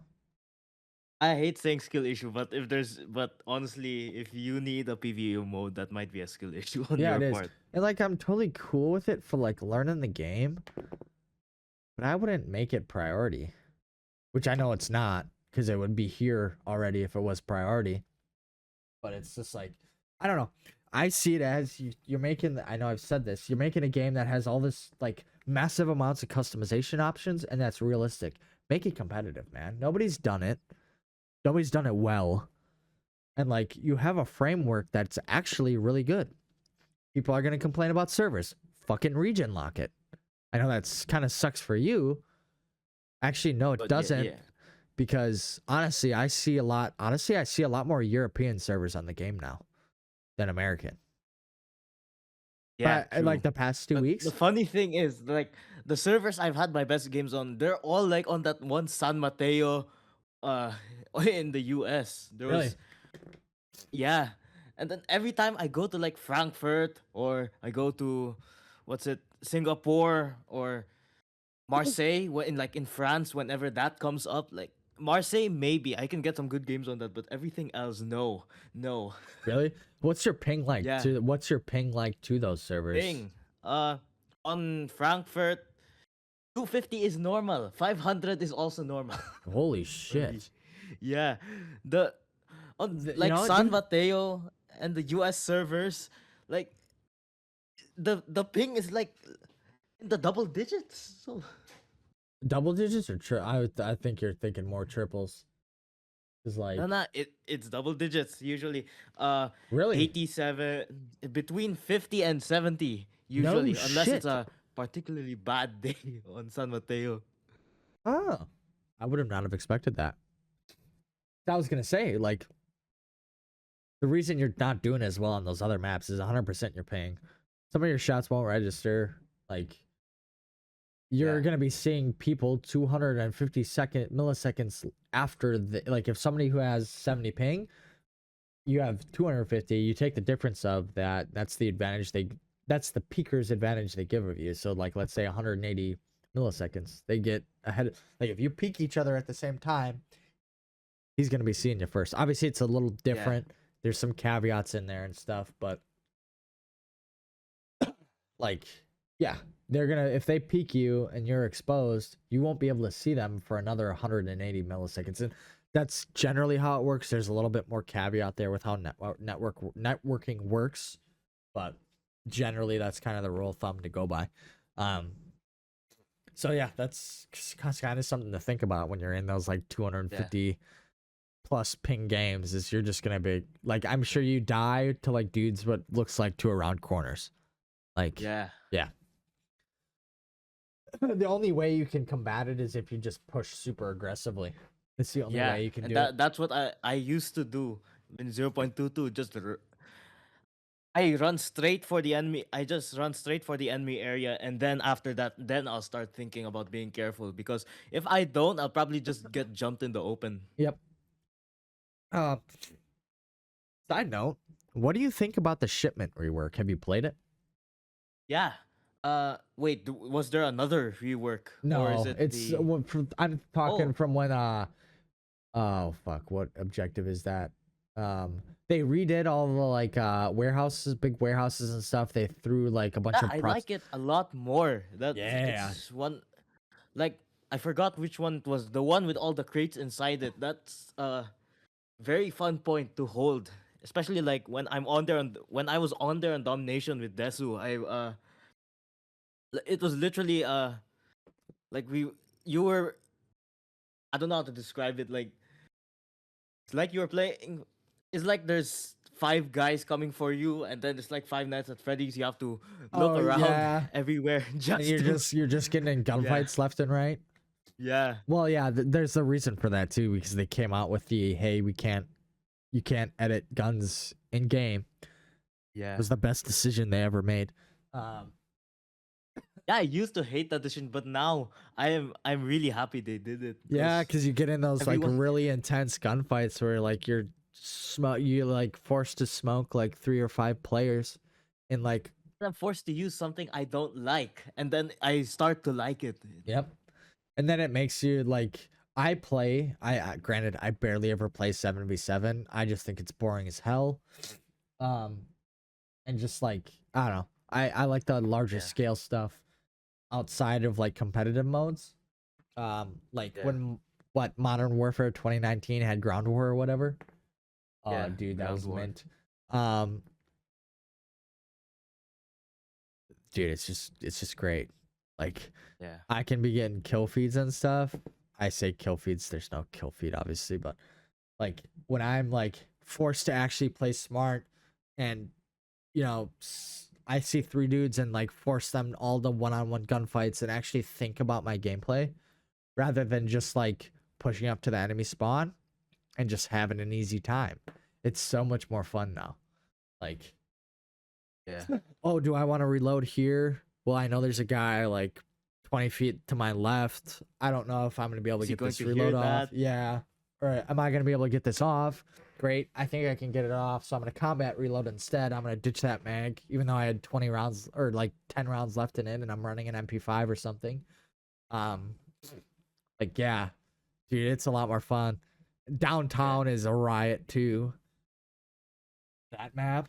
Oh, it's crazy. Coming back to where it was before. Yeah, like, and that's what the game needed. That like, people bitched so hard with that update. People were like, "Oh my god, I can't believe I just can't edit my guns in game anymore." And I remember getting comments on it when I did. Oh fuck, that was point. Yeah, I watched your videos. Like, People were crying about. bitching in my comment section. I was like, guys, dude, it's really not that deep. You're gonna run into more players. You're gonna get into like, you're gonna get into better gunfights. You're gonna challenge yourself more. Like, dude, this is the best thing the game could have done. Yeah. And I don't know. I think I also have to kind of say this too. I think the devs get a lot of shit regardless of what they do. What they do. Yeah. Yeah, I feel like I For see a me, lot of that. as well. Yeah. I feel like I see a lot of that. And that sucks because like I can only imagine what that does. Like, you're putting all this time and putting this effort into what is literally like your baby for some of these guys. They've been working on this game for I don't know how long. Long time. They took that gut punch from Glock, and then all of a sudden it turns into, oh, the game's so shit. The devs removed the Glock and the HK and all the skins and and they don't even realize, like, dude, there's nothing that they could have done about it. Yeah. Glock decided one day, fuck these kids. Literally. Yeah. Somebody from their legal team saw this Roblox game pop up, saw a Glock 17 or a 19 or whatever the hell was in the game. I think it was a 17, Got mad right? and then Got mad and was like, fuck these kids. That's literally exactly what happened.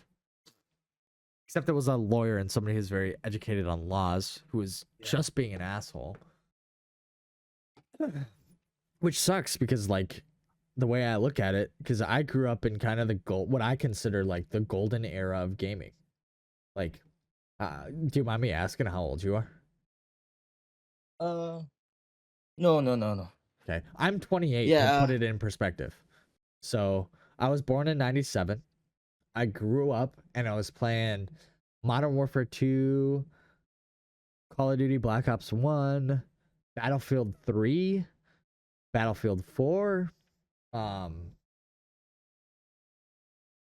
Games were just so much better.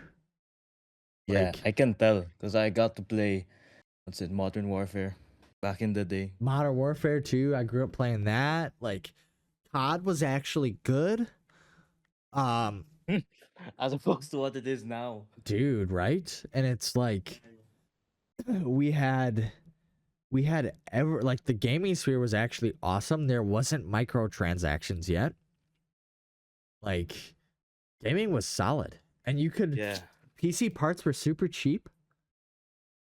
You could build a PC for like $600 and it would run everything on max settings. Which now, I'll put it in perspective, my PC's valued at over 2200, 2400 right now. And that's excluding the rising RAM costs. Like,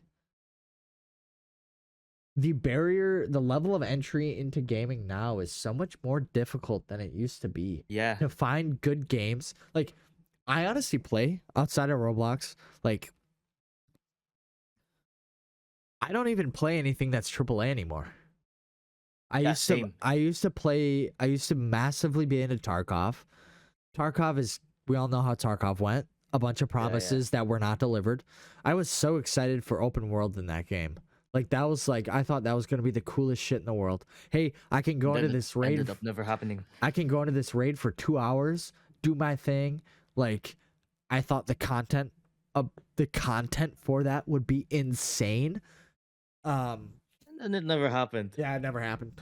Never happened. Like, I mean, it's still a good game. It's just I kind of have like what Ramen Style has been doing with it. I find that pretty good. Yeah. That game was such a letdown to me. I am kind of excited though for they're coming out with that Russia 2028 game, that single player that's kind of like gonna be like Stalker but in Escape from Tarkov world. That'll be interesting. That'd be kind of cool if they do it right. But like, after I started playing Tarkov, I got into like Stalker, the original Stalker games. I started playing a bunch of those. How are the Stalker games? Great, dude. Like, you can get them for free. They're fantastic. Like, just Google Stalker Anomaly, look up an install video, just install it and start playing. It is mint. Probably one of the best survival games there is. You might want to watch some like entry level guides and stuff just to like kind of get an idea of what it is. But dude, the story is awesome. Such a good game. It's Stalker. Yeah, it's Stalker.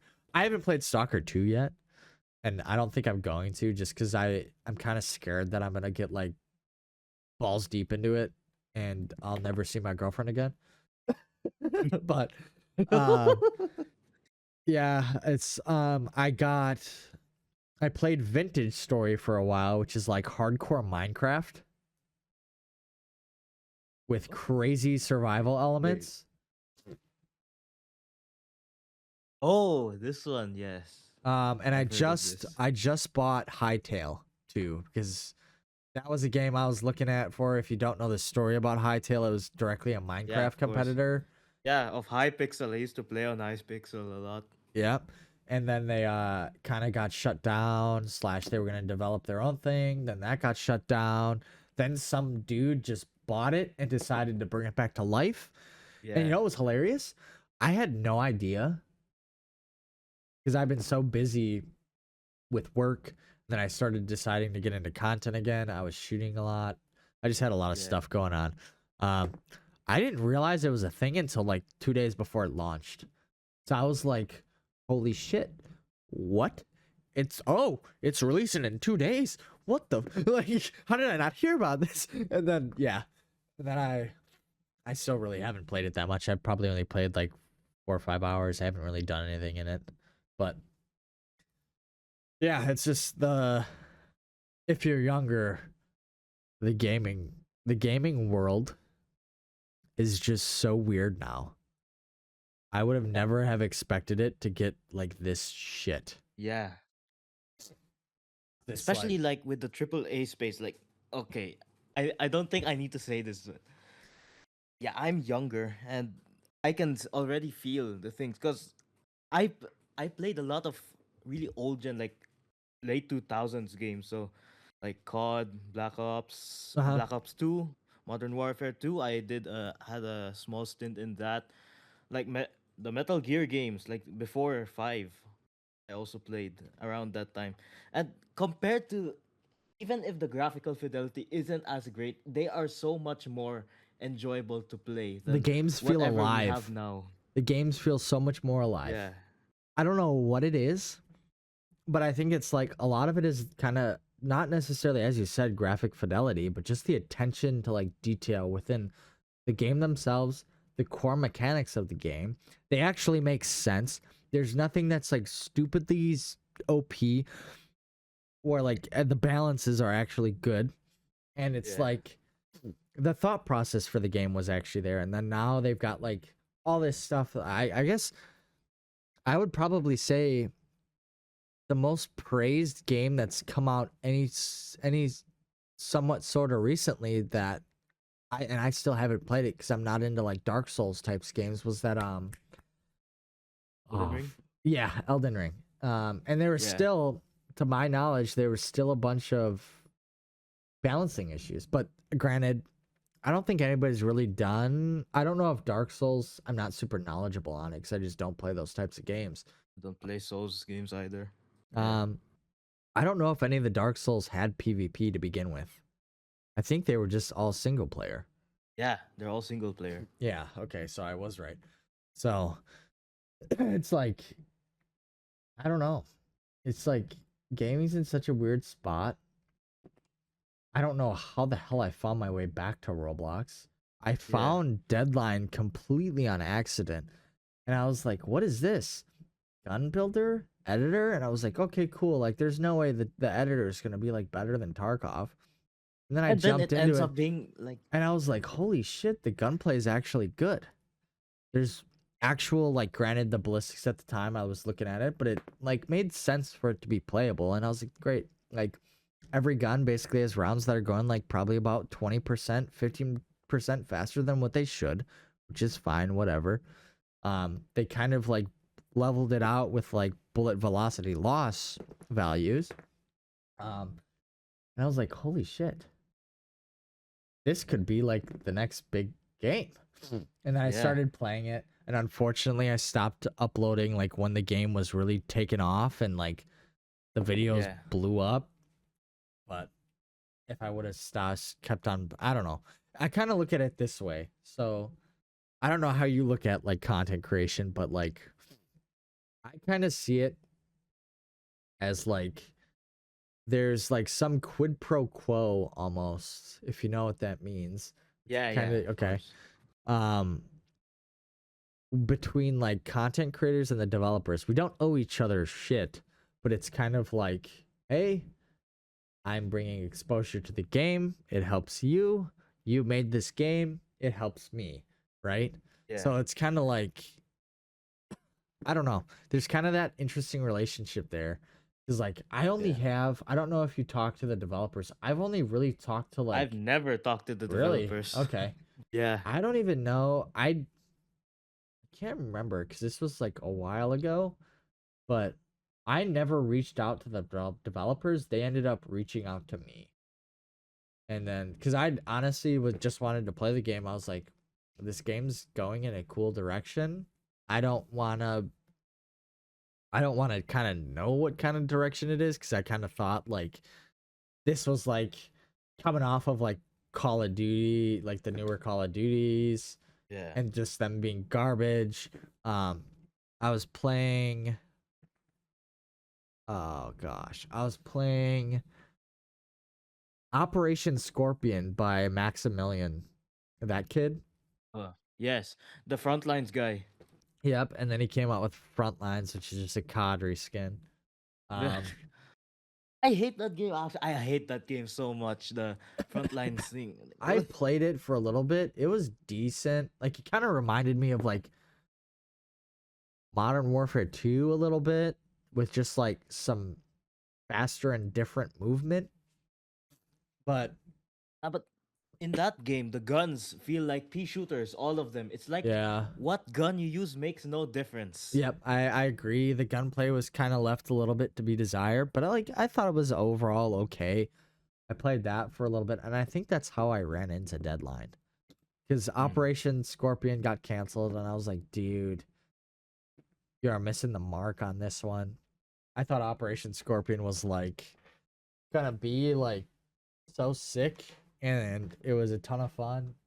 It actually like had a framework for a competitive mode, which I was super interested in, Mm. obviously. Yeah. But it's like kind of like that. So, did you ever play like any competitive games like CS or like Overwatch or anything? CS for a bit. I used to Yeah, play. I used to. My Yeah. one of my buddies got me into it massively, and I ended up having like I don't even know how many hours I have in it. Let me pull up Steam. I haven't played CS2, but Yeah, um, I'm a CS:GO player. I've never played CS2 yeah, actually. Counter Strike, Counter Strike. Oh, oh, on this my main account, I only have 250 hours. I think on my alt, I have like Mm. 400 or something, so about like 650 hours in total. And I was decent at the game. There was like I obviously like milsim games and stuff like that, Yeah. so I played a ton of like Arma 3 and Arma Reforger. Um it left a lot to be desired for me Yeah. because obviously the mechanics are kind of a little wonky. Yeah. When it comes to guns and like me, I was always like into guns and stuff. I worked kind of put it in perspective. I worked for 6 years within like kind of like the gun industry slash gun industry Mm. adjacent space in a nutshell. And so I was obviously super into them. Um, so like when I got into that and got even more into the weeds in it, just see us just kind of You just started to I was like, this is stupid. This is stupid. And it was probably also a skill issue too. I was probably yeah. honestly like people just no life that game, and I can't compete with the Yeah. kids that are putting 50 hours a week into the game. I just can't. I don't have that Yeah. time. I'm getting old. I'm just kidding. But it's like, yeah, it's I couldn't compete with it anymore. I can't remember what rank. I really wanted to get into a certain rank, and I like was always like would always get to like one or two games before it, and then I would just go on a like an absolute losing streak bender, and it sucked.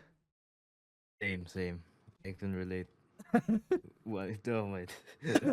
What were we? Wow, that was a tangent. Wow, we are. See, that's what's kind of fun about these is like you get Yeah, like yeah. just the random conversations that go in any which way direction.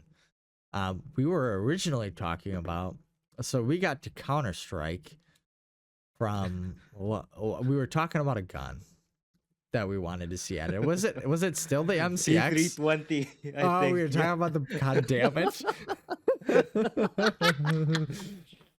So, um, I would like to see the Glocks re-added. Yeah, yeah. I To don't be think fair, but they're going to. I don't blame them at all. yeah. Maybe do like a PSA dagger or something. A Glock Okay. clone. Do a Glock clone instead. Um, I did also notice MNP? this. Yeah, M&P is actually a good option. You know what? Funny. I've never shot them. Actually, I've shot You've an never. M&P once. And I can't even remember what it was. I think it was a 2.0 compact. Maybe it's like their competitor to a Glock 19, so it's double stack, 15 rounds. I I just saw it as like, hey, Smith and Wesson tried to beat Glock. Oh, Mm, you know what I mean? Because like, yeah. I'll say this: I switched between a bunch of different handguns. So I have a Glock 17, a Glock 19. I do have a PSA dagger, which was actually a really good gun until I blew it up. It has a bunch of problems with it, and I'm just haven't gotten around to fixing it. But it's also got like 10,000 rounds on it, which I didn't expect it Mm. to even get there because it's like a $200 handgun when I bought it. I have a Walther PPQ M2, and then I have a Mac DSD Comp 2011. I actually want to show this to you because this thing's actually really fucking cool. Uh, All right. I'm going to turn on the webcam. How the fuck do I do this? I haven't used Discord in such a long time. There she is. Is it even going to load the webcam? Is it even set up? Can you see it? Not yet. It's fucking loading. It's buffering. Yeah, it's buffering. Yeah. Come on, baby. Why, though? Let me see if it's failed to It's the start camera. camera. Hell yeah. Oh, you know why? It's being used in OBS. Damn it. Oh. But it's a 5-inch integrally compensated 2011. It's stupid. It doesn't move. The trigger's about Yeah. 4 pounds, maybe. 2011s have always like really good handguns to me. Honestly, no. I completely disagree. There's a lot of people that fuck them up. To be completely honest. The unfortunate thing is to get a really good one out of the box, you have to pay like fucking $2.5 grand for, which that can buy you. So that can buy you. Isn't that like a in That, price, like a mid-range AR? yeah, right. It's like Yeah. it's kind of dumb. You really don't find good ones unless they're hand fitted. So like an Atlas or a Staccato and I honestly think Staccatos are super overrated. And then MAC, Military Armament Corporation, I'm sure you've heard of them. They're out of Yeah. Turkey. So they're famous for obviously cloning shit. It seems like Yeah. that's all they're good at. And then with just some cheaper parts, basically, I shot it once, realized it was oversprung.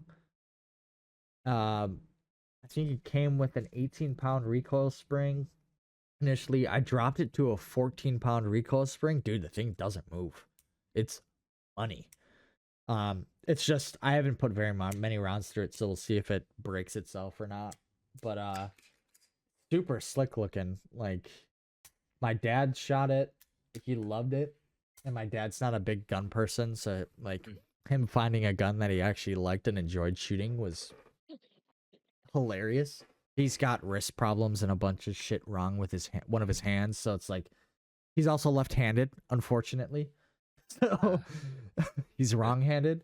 So he just has a really hard time with some weapon platforms because they're just not set up for him.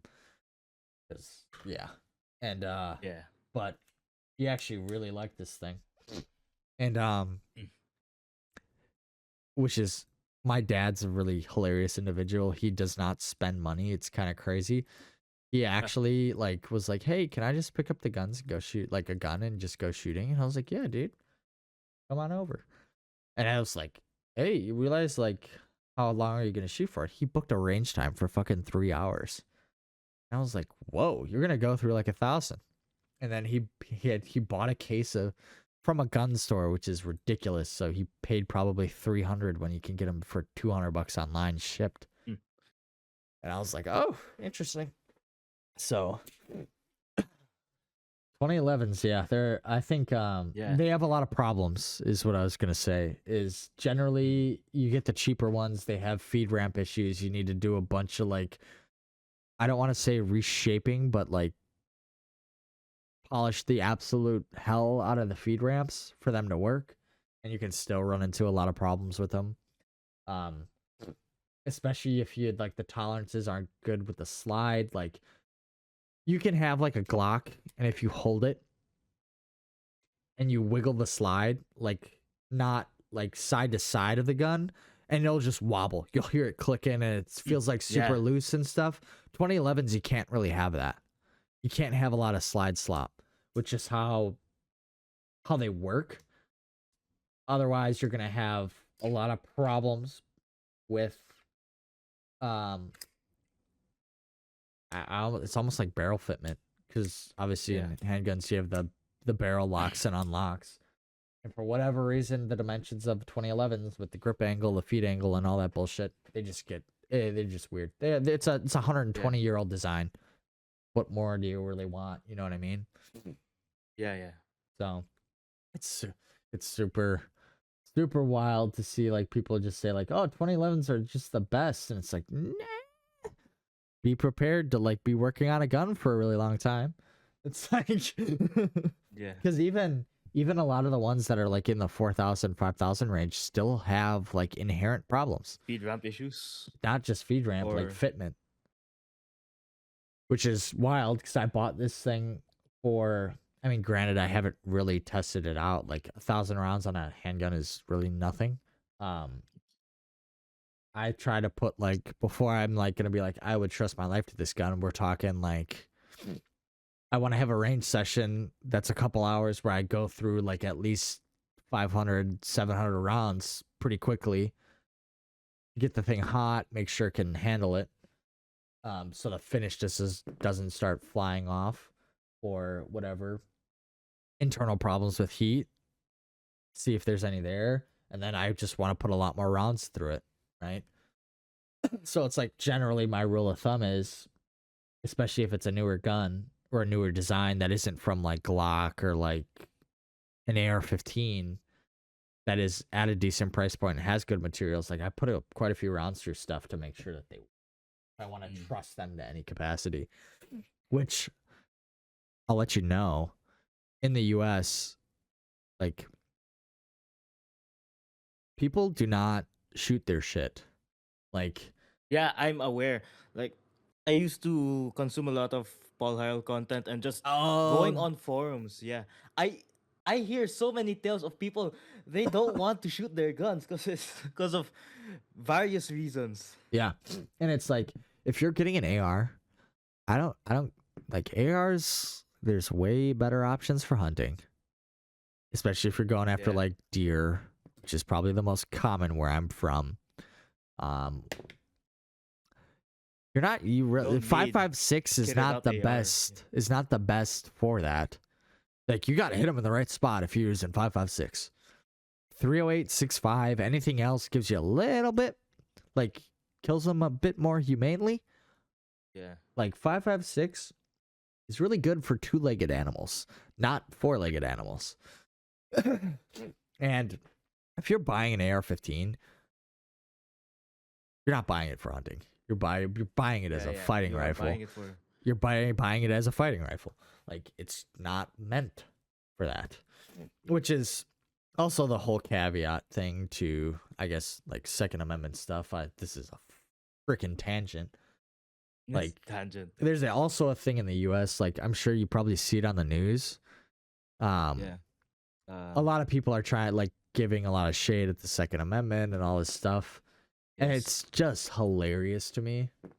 Because it's like, hey, look at how we became a country. Like, We kind of revolted. Revolution for a reason, right? Yeah, we kind of revolted. And we wouldn't have been able to do that unless we had these things called guns.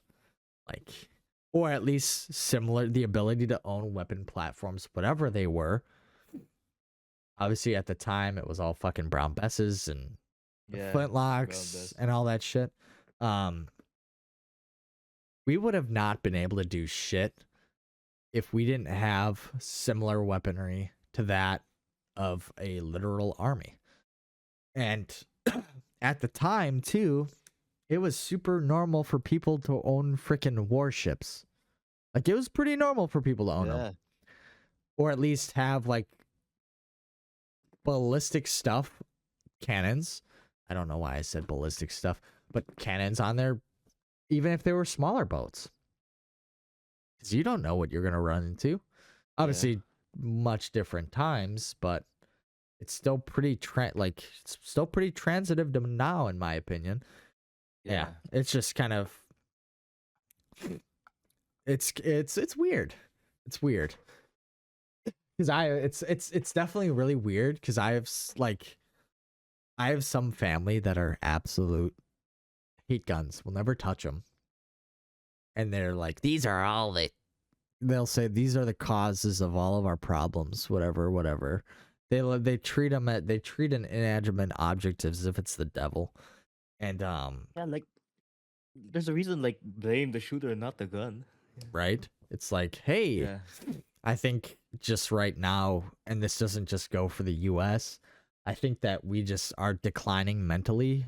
Not necessarily declining mentally, but our mental states are declining. Like, you're seeing we're at such a good, like, technology has advanced to the point, and we're at this stage of, I don't know what you want to call it, human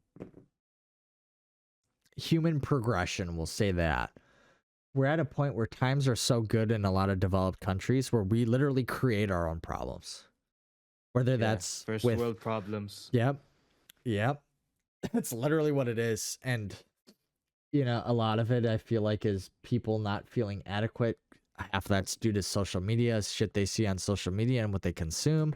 And then they question, oh, am I doing this? I'm not good enough. Blah, blah, blah. This person has that. Blah, blah. And they get into this mental freaking gymnastics. And if you're thinking that way for so long and you're thinking negatively for so long and you don't surround yourself with good people, whatever it may be, it's hard to find the way back. Oh, yeah, dude. The most dangerous thing you can have is, I think, men that feel like they don't belong anywhere, that feel like they've been oppressed in a certain way, and that Incel culture. Yep. It's terrifying, dude. And you see that on both sides of the political spectrum. It doesn't matter. You see it with liberals, you see it with conservatives. It's just like, it's such a weird dichotomy. But the really unfortunate thing is, like, if I go and talk to a liberal person, we have a lot more in common than we don't. Like, generally, we feel like, especially in the U.S. political climate, in my opinion, we're actually doing, especially when it comes to, like, some foreign policy stuff, and some internal policy stuff with protecting our own citizens. I think we're doing some of the right things. Yeah, the execution isn't the greatest, but, like, dude, we're a step in the right direction. Yeah, it's been a shit show for the past 20 years. And I personally think we won't ever get back to, like, where I want our country to be. Unfortunately, I think it's kind of a thing where there's this whole thing with, like, trading security for freedom, where you can have security, but you can't really have freedom. And there's kind of this balance to it, right? Yeah. Where if you have a security state, you're not going to have freedom because everything's going to be restricted. You can't do anything. There's not going to be free trade, which people say we're capitalists, but, like, the government controls so much shit where I would consider, like, we are probably more democratic socialists now. Yeah. Which is I don't understand how we've gotten to this point, because we were founded to be the exact opposite of what the rest of the world was. Right? So Yeah. we were founded because, hey, they went to war over a fucking 3% tax on fucking tea. On tea. Yeah. Now I pay fucking a big portion of my income just for income tax, and people aren't batting an eye. It's just so weird to me. I don't understand how we've gotten here. It sucks. So it's like with the gun stuff, tangent. With kind of that being said, like it's gotten to the point, and it's kind of scary to think about. I can't even have conversations with my own family about certain topics. Yeah. And these are people that I've known for 28 Your years of whole my life. Yeah. Like people that, like, if I needed help, I would not go to them. Because, like, I've seen the things that they do and the things that they say and the way they treat other people, and I just go like, yeah, this probably ain't a good idea. And it's just it's so weird. It's so weird. I don't know, like, do you like, I don't know anything about your kind of like country at all. Do you guys have like similar stuff, or like I'm really interested to like kind of hear what like Dubai political climate's kind of like. Do you guys have like conservatives, liberals, or is it like a multi-party system, or like kind of how? Thing is, we're not really, we're one. I'm not actually from Dubai. I'm from the Philippines. Oh, And okay. two, yeah, the yeah, two, like most of we're kept in the dark. It's this like the country is run by the same family, and yeah, that's about all we Oh, know. so that's all you know. It's an Yeah. oligarch is basically what it is. So so you guys don't really have like freedom of speech and stuff then, I'm assuming. I mean, yeah, we have to a certain extent, but Ah, there's a law here. You can't post accidents here on like social media. what do You you can't. you can't Like, post? okay, let's say a car crashes on the side of the road. Oh, okay. You can't video that and then send it on social media. That's That will actually a good idea. get you up. That is a good idea. Yeah. Because I think with that too, um I think I think when you post a lot about violence and stuff like that, I think it almost normalizes it in a Yeah. sense. Like, for example, in the US, we can watch whatever the fuck we want. And Yeah. there are some people out there, especially like, I'll put it this way: if I have kids, they're not getting on social media till they're fucking 18. Yeah. They're just not, dude. They're just not. I agree. There's so much shit on there that they just don't need to see, and I would want them to have their. That's like, isn't there like that self harm group in the U.S. that is going around right now? There's a what? Self harm group. I've been hearing, but I know nothing Nothing. about this, but I have Okay. been disconnected when it's come to political stuff. yeah, I try to stay away from politics. I try to stay away from stuff like this. So you said a self-harm group? Self-harm group going around the US. I'm on Google, so it's probably censored to shit. Safe search is turned on. Yeah, right. Self-harm group going around US. Fucking gives me the suicide hotline. Yeah, I'm not seeing anything about it news-wise. Modern day terrorism, how the okay. online extremist network 764 is threatening teen lives. Nihilistic online networks grew minors to commit harm. What? Yeah, this is all like recent. Yeah, I think they're called Yeah. 764. Mm. So it looks like Yeah, it's an I think online that group that sexually exploits and encourages minors to self-harm. Wow, that's fucked up, man. Wood chipper feet first, man. There are some people that just do not belong in modern day society. yeah. That's crazy. Tangent. What'd you say? Tangent. Tangent? Yeah, I know. I don't mind talking about like Yeah, stuff yeah, that's going on in the world yeah, at yeah, all. I think that's actually interesting because we're from across the world from each other, and yeah, it's kind of crazy that like through some of these conversations we actually have like common interests that we actually yeah, kind of it seems like quite a bit of our viewpoints align. So it's like to me this is like warm and fuzzies, warm and fuzzies. So yeah, I guess like so question I have for you, when did yeah. you move from the Philippines to Dubai? When I was really young, like Okay. I was, Have your yeah, about that time. Yeah, have your parents kind of said why they chose Dubai or like better opportunities. The jobs are better here. yeah, that's kind of what I thought. Like Did in the Philippines, you go there now, like on the news, it's all about flood control, but that's not really the that's a recent problem. Like stuff has been happening from a long time ago. ah. Yeah, don't you guys have a war going on or some shit? What War on war on drugs. That's ah, that's what I've something. been seeing. Yeah, but It's so easy for but me to like look at the that part of the world and just think of like Myanmar and stuff and just like get it all confused yeah, with like a bunch of the civil wars that are going on, but I mean everywhere is struggling with the drugs yeah, we don't shit. have a civil war, but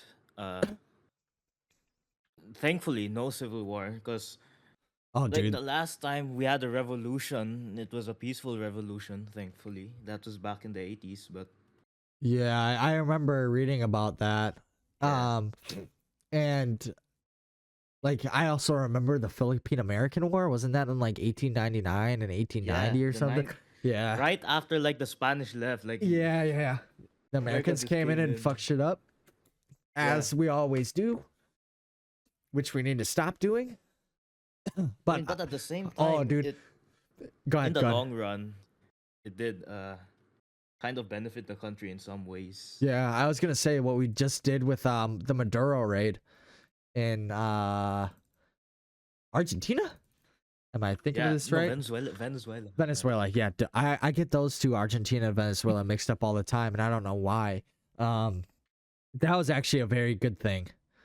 And the hilarious thing with that is, like, you look at modern tactics and modern intelligence, and like, people always bitch about how much money we spend in our military.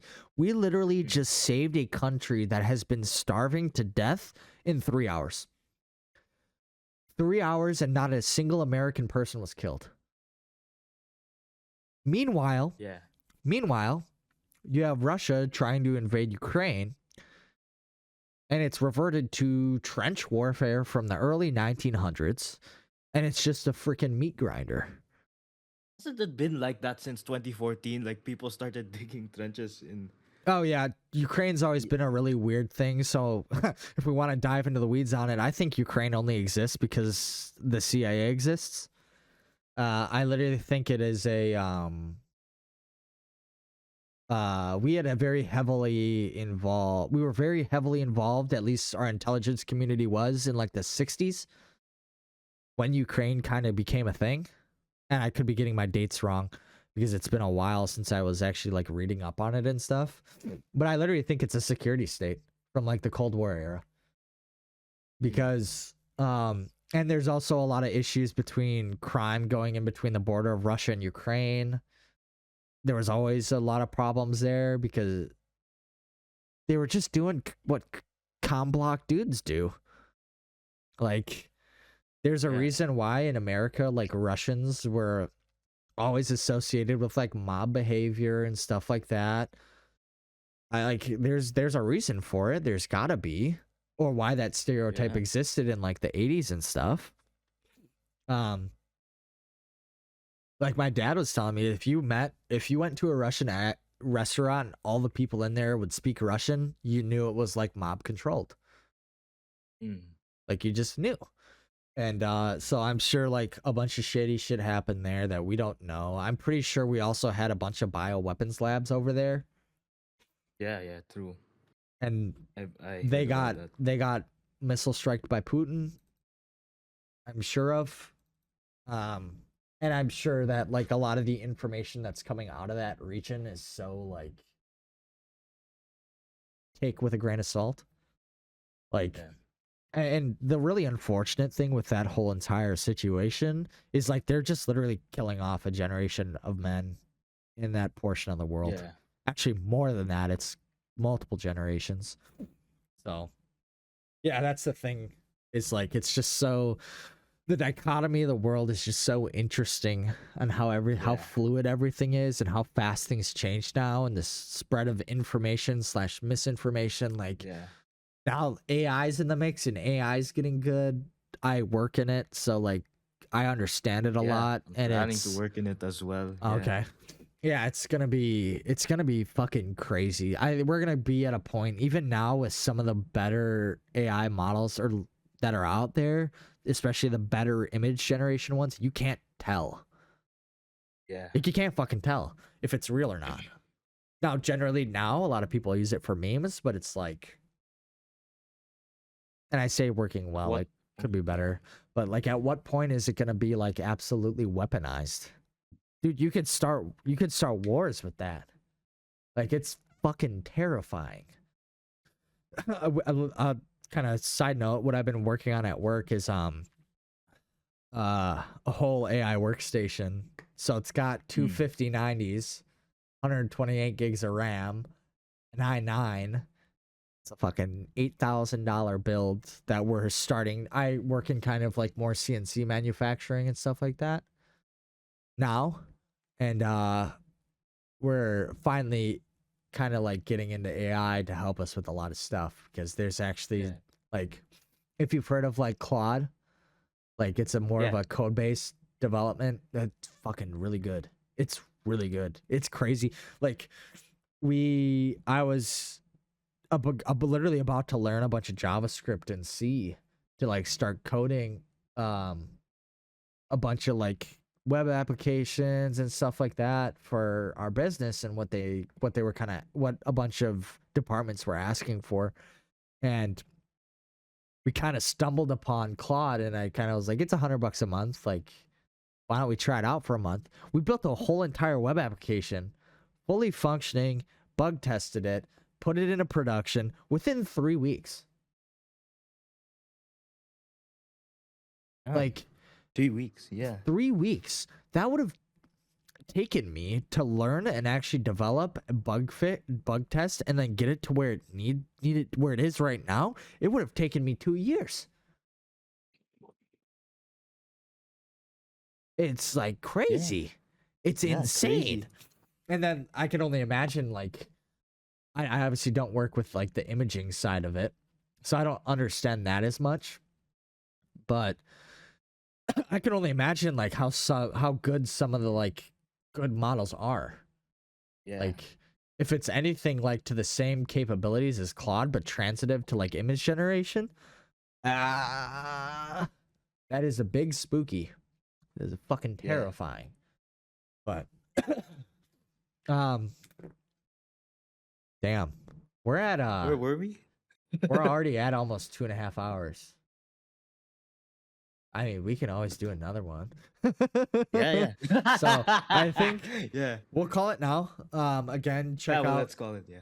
well, check out Reggie's channel. I'll have it linked if you've made it this far. Check out Reggie's channel. Give him some love.